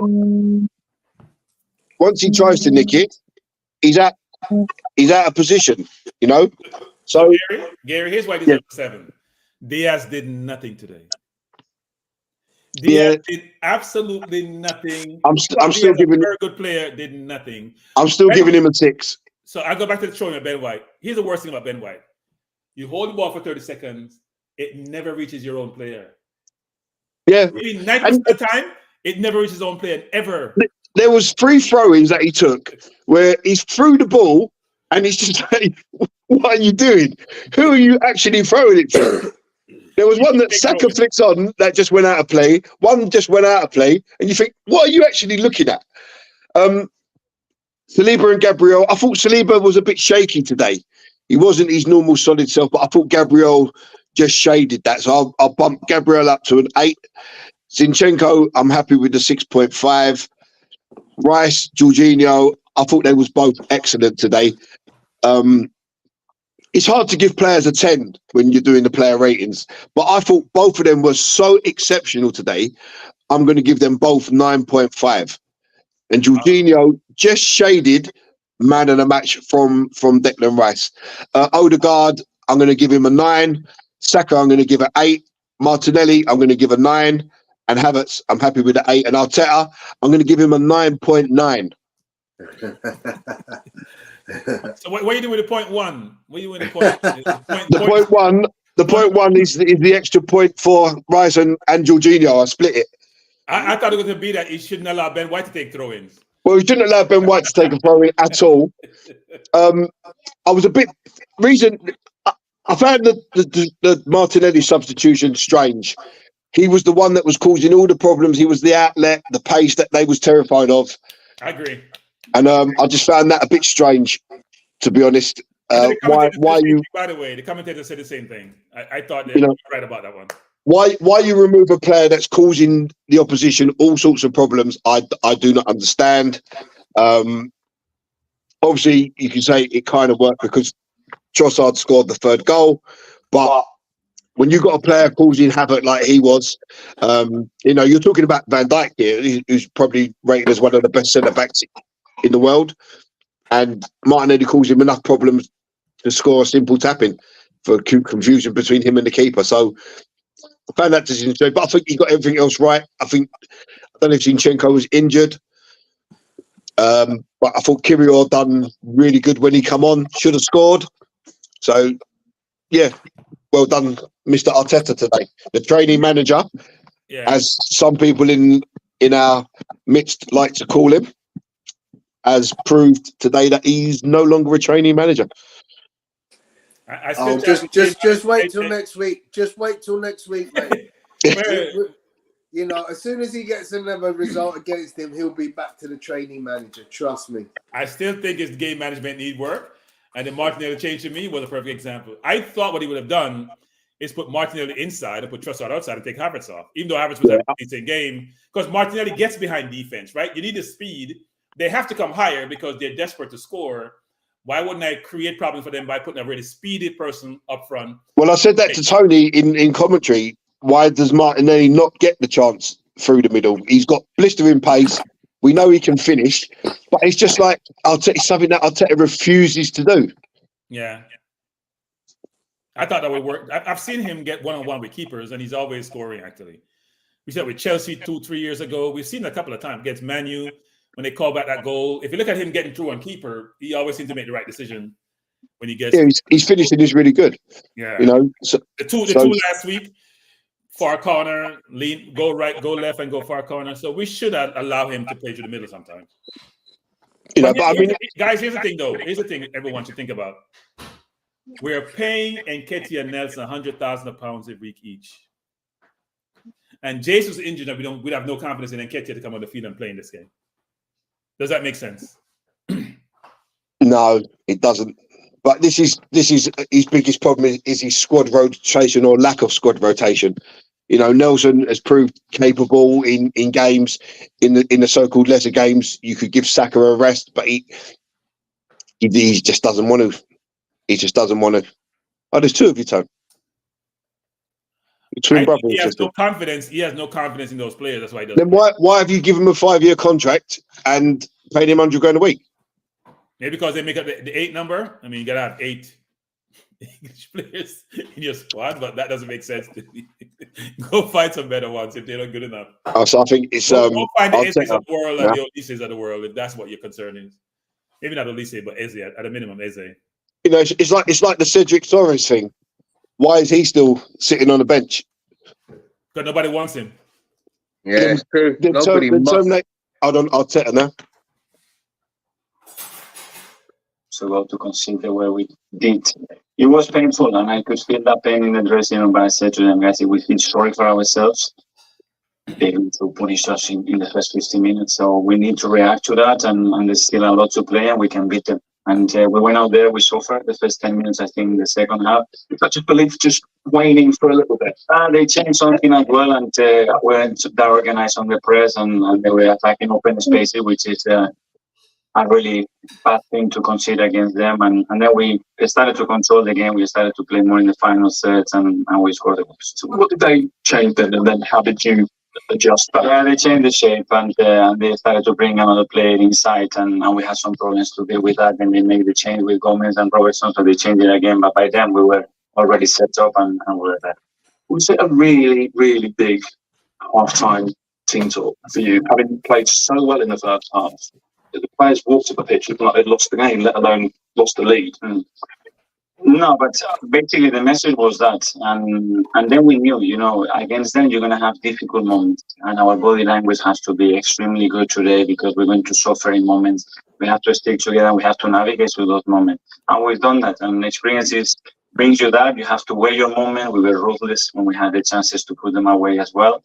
And it feels like a big, big win. And it feels like today as well, we have connected in a different level again with our people because the atmosphere in the stadium was sensational.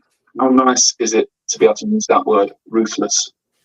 It is what it takes, you know. The games that we haven't won is because of that, not because the team didn't perform, because especially in the box, we were, and today we could have paid the price that we conceded, but in the other box, we were really efficient. So you said it feels big.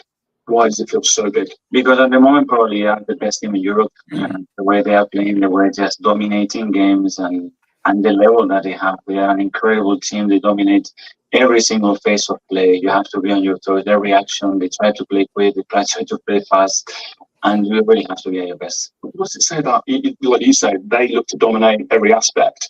So what does it say about your team that you dominated almost all aspects today?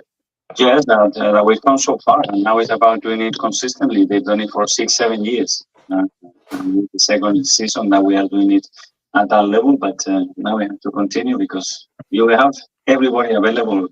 We are a good team.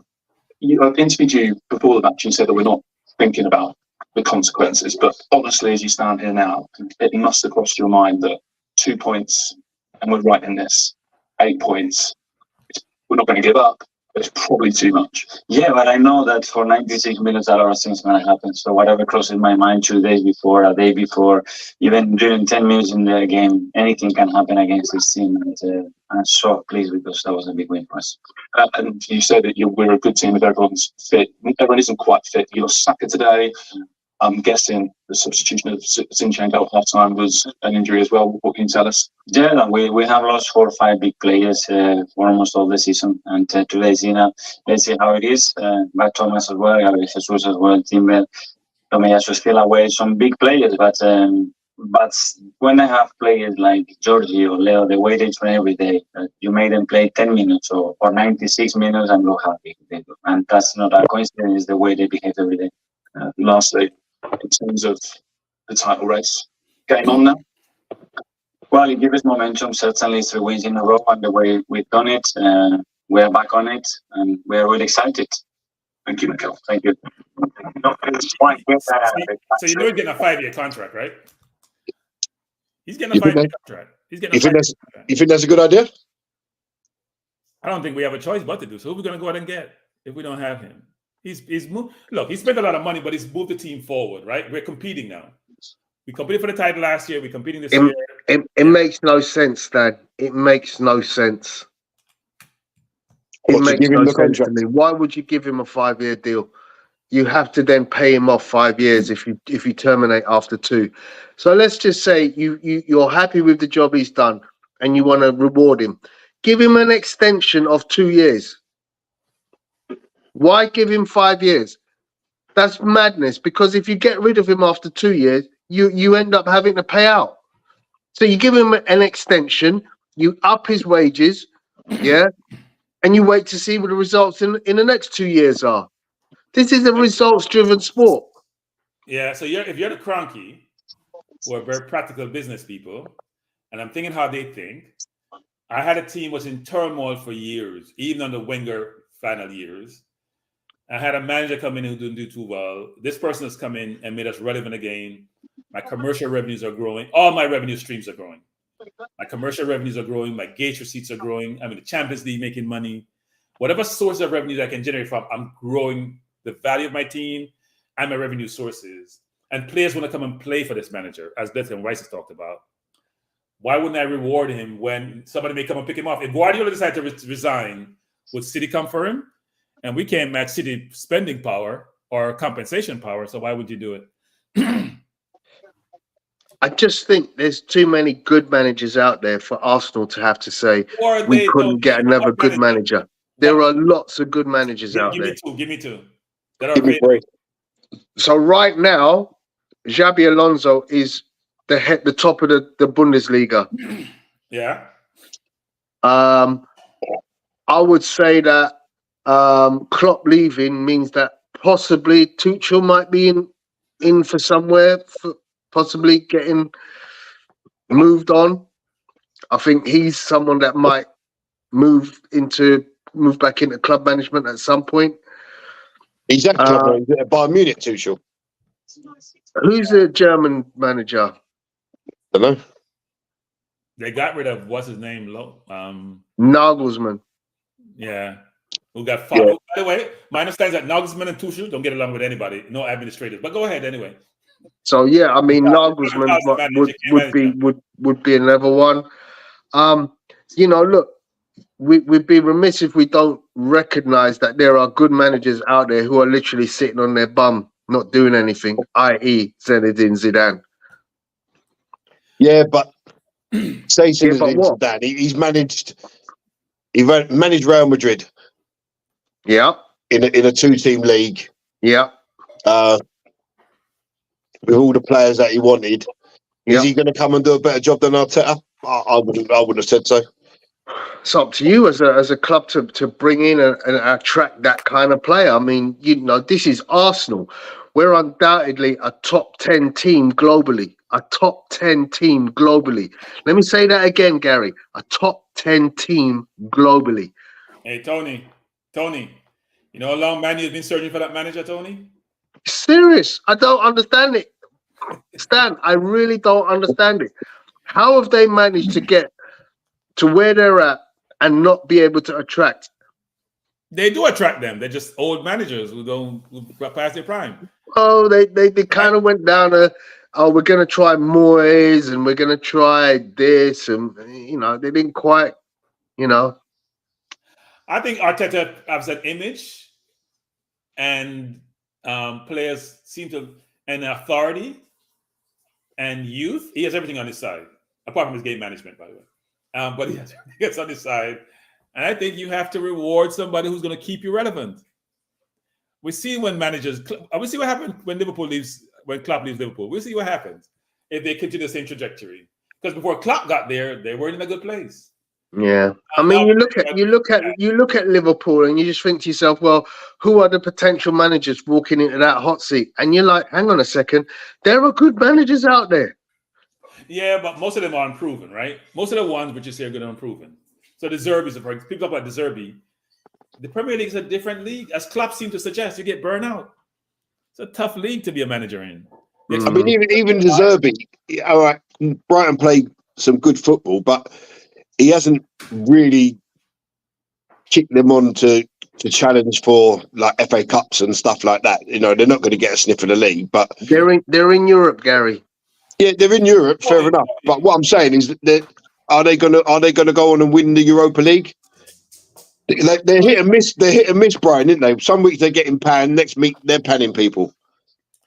So is that down to the manager? We had Emery, guys, which has been brilliant for Villa. We had Emery. We fired him after a season, right? And he's been brilliant for Villa. He's been brilliant when he's in Spain. And we're saying you weren't good enough for us. So we have very high expectation, and we have to understand if we have a manager who is keeping us relevant, who, by the way, is playing attractive football, exciting football, who is brilliant with the media, who's brilliant with the sponsors, who's brilliant with the players. Even though I hate his game management, I don't see better. I just don't see better. I must admit, even though I beat Arteta sometimes, I don't see better. Who is it? Enrique? Who is it? Luis Enrique. I mean, I don't. Yeah. Luis Enrique who's at PSG. I mean, yeah. I mean, it's it is. I think you have to be more open-minded with the manager search, because there are still, as I say, there are guys who are sitting on their bums right now who are world-class managers. Don't forget, I know we don't want him, but Mourinho is currently unemployed. Hey, Tony. So is Sam Allardyce. Wait, we're gonna freeze this. Tony. We're gonna freeze this and play back. We're gonna freeze it and not play back. We're gonna freeze it, cut it out the video. I don't want Mourinho anywhere near my team.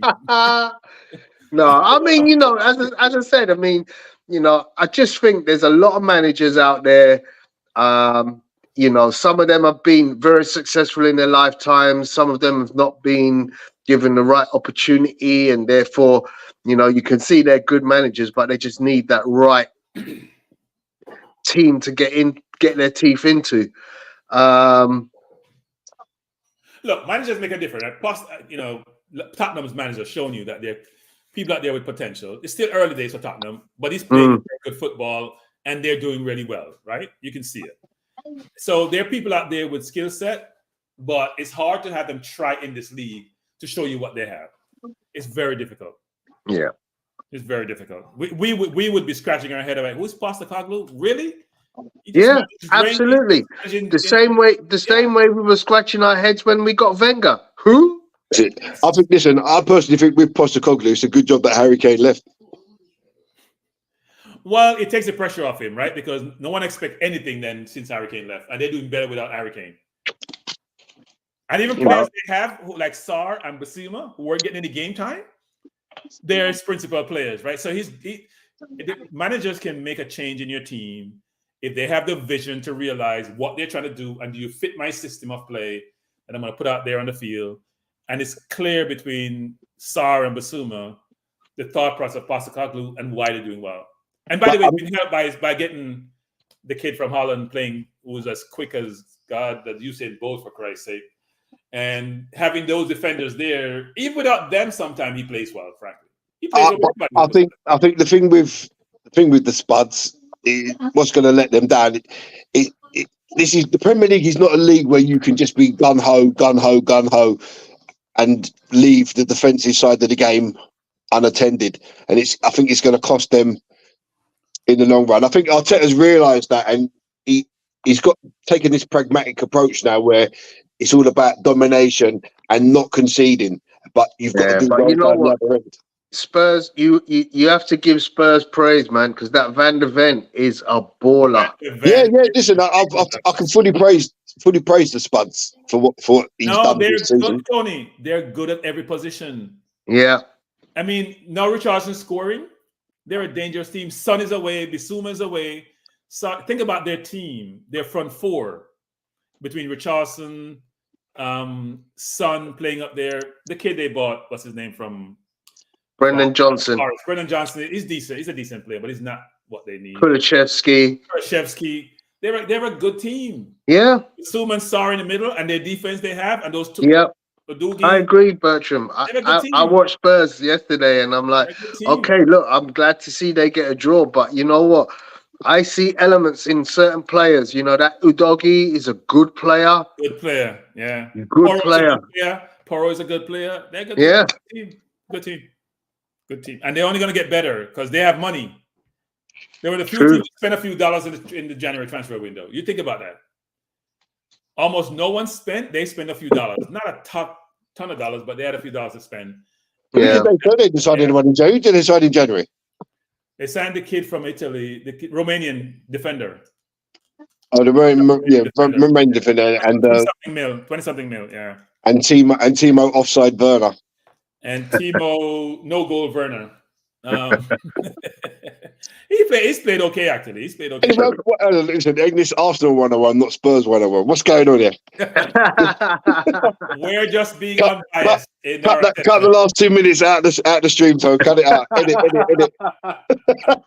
Now we know Bertram's true colours. He's not Kroenke. He's Daniel Levy.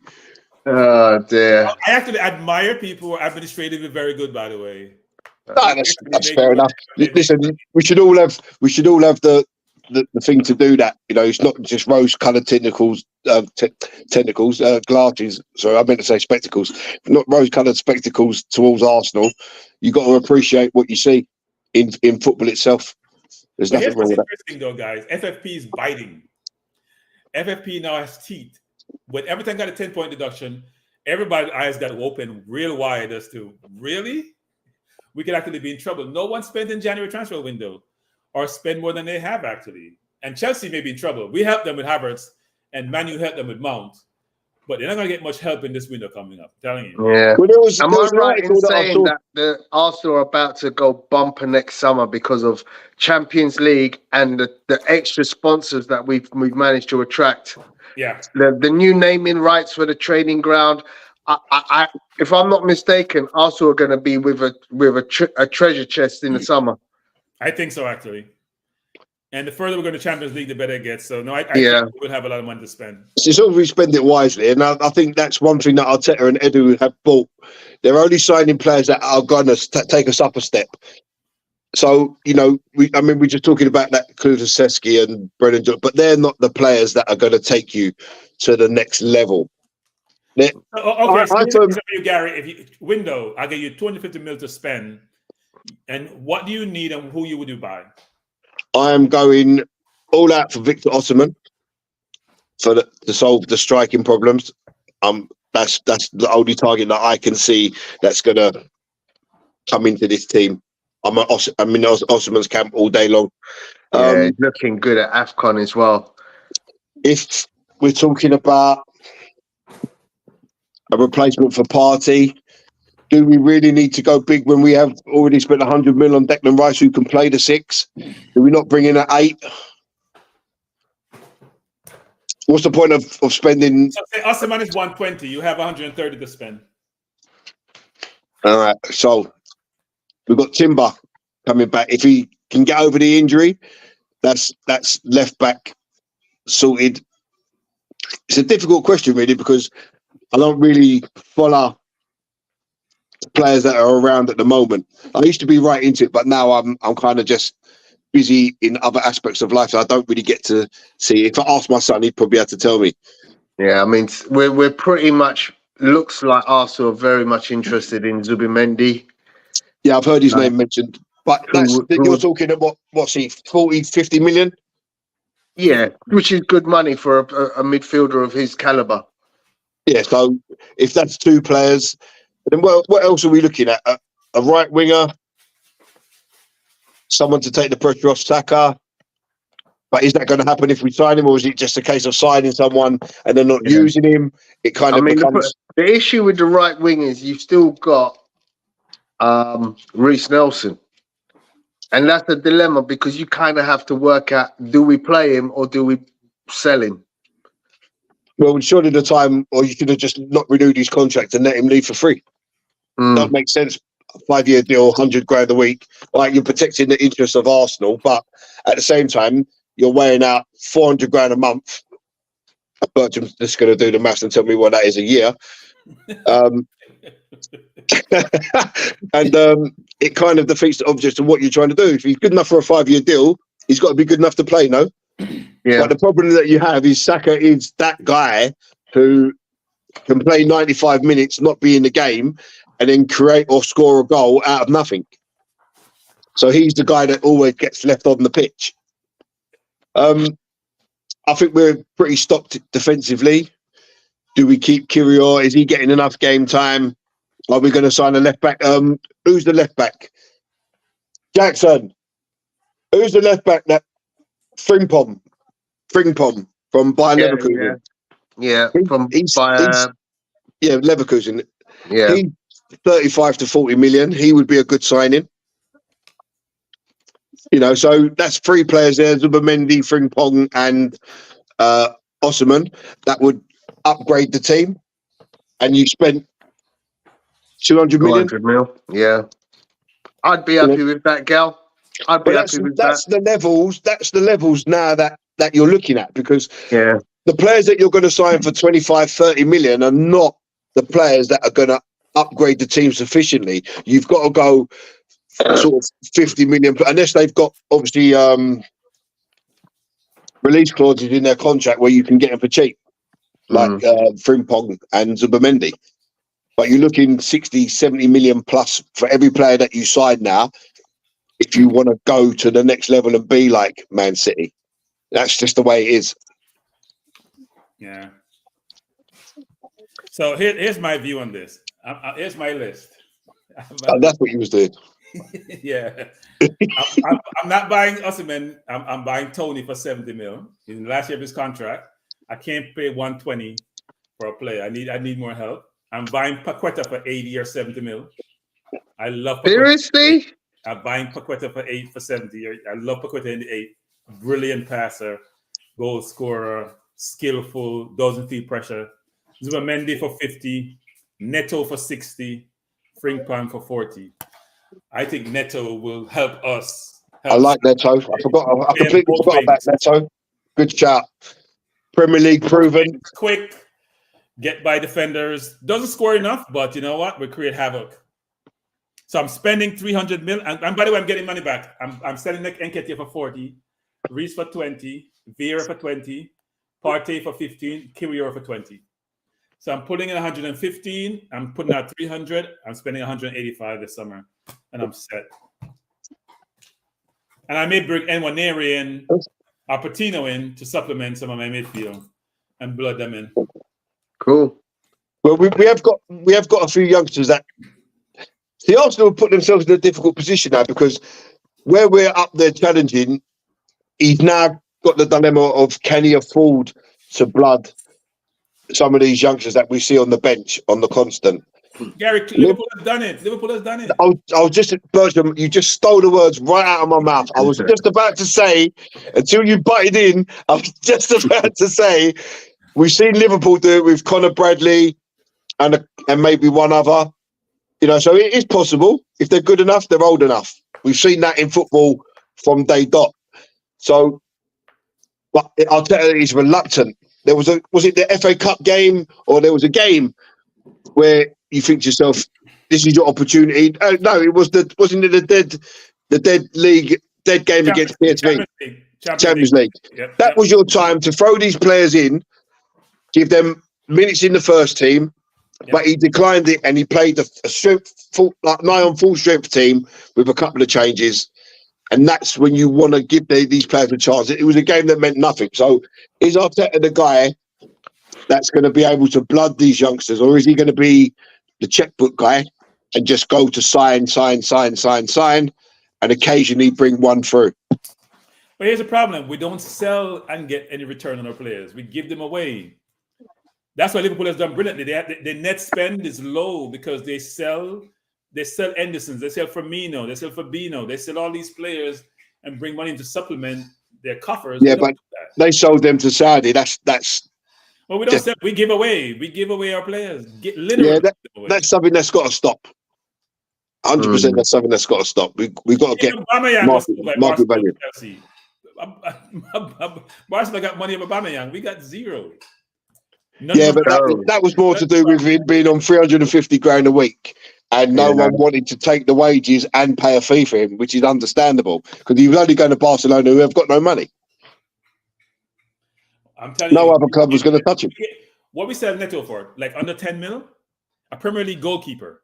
Leno, I'm sorry, not Neto, Leno. I was going to say, Neto, who's Neto? A Premier League goalkeeper for under 10 million pounds is a starter. That's unbelievable. We give players away. It's more like we don't have a respect for money. Right? And you need the money to supplement, especially in FFP time, you need that money to help you to get the players you want. But anyway, it's been a wonderful day. I'm going to run. It's been a wonderful day. Appreciate you sending me the link. I put the link in the chat, Tony. Appreciate it. No problem. Always a pleasure, Bertram. Always a pleasure. I totally enjoyed today. I will enjoy the rest of my weekend. It's smart. I have to go talk to some Liverpool fans now. Really have to catch up with them to have a conversation. Excellent. Enjoy it. I'll see you next time. All right, guys and girls, thank you all very much. Gary, any last comments before we call it a day? No, super happy with the performance and the result. Everything just clicked today, went right. We was good in all areas. Well done, the boys. Up the Arsenal. Move on to next week. Salute. Take care, Gal. Yeah, see you guys soon. Thank you very much in the chat. Bye.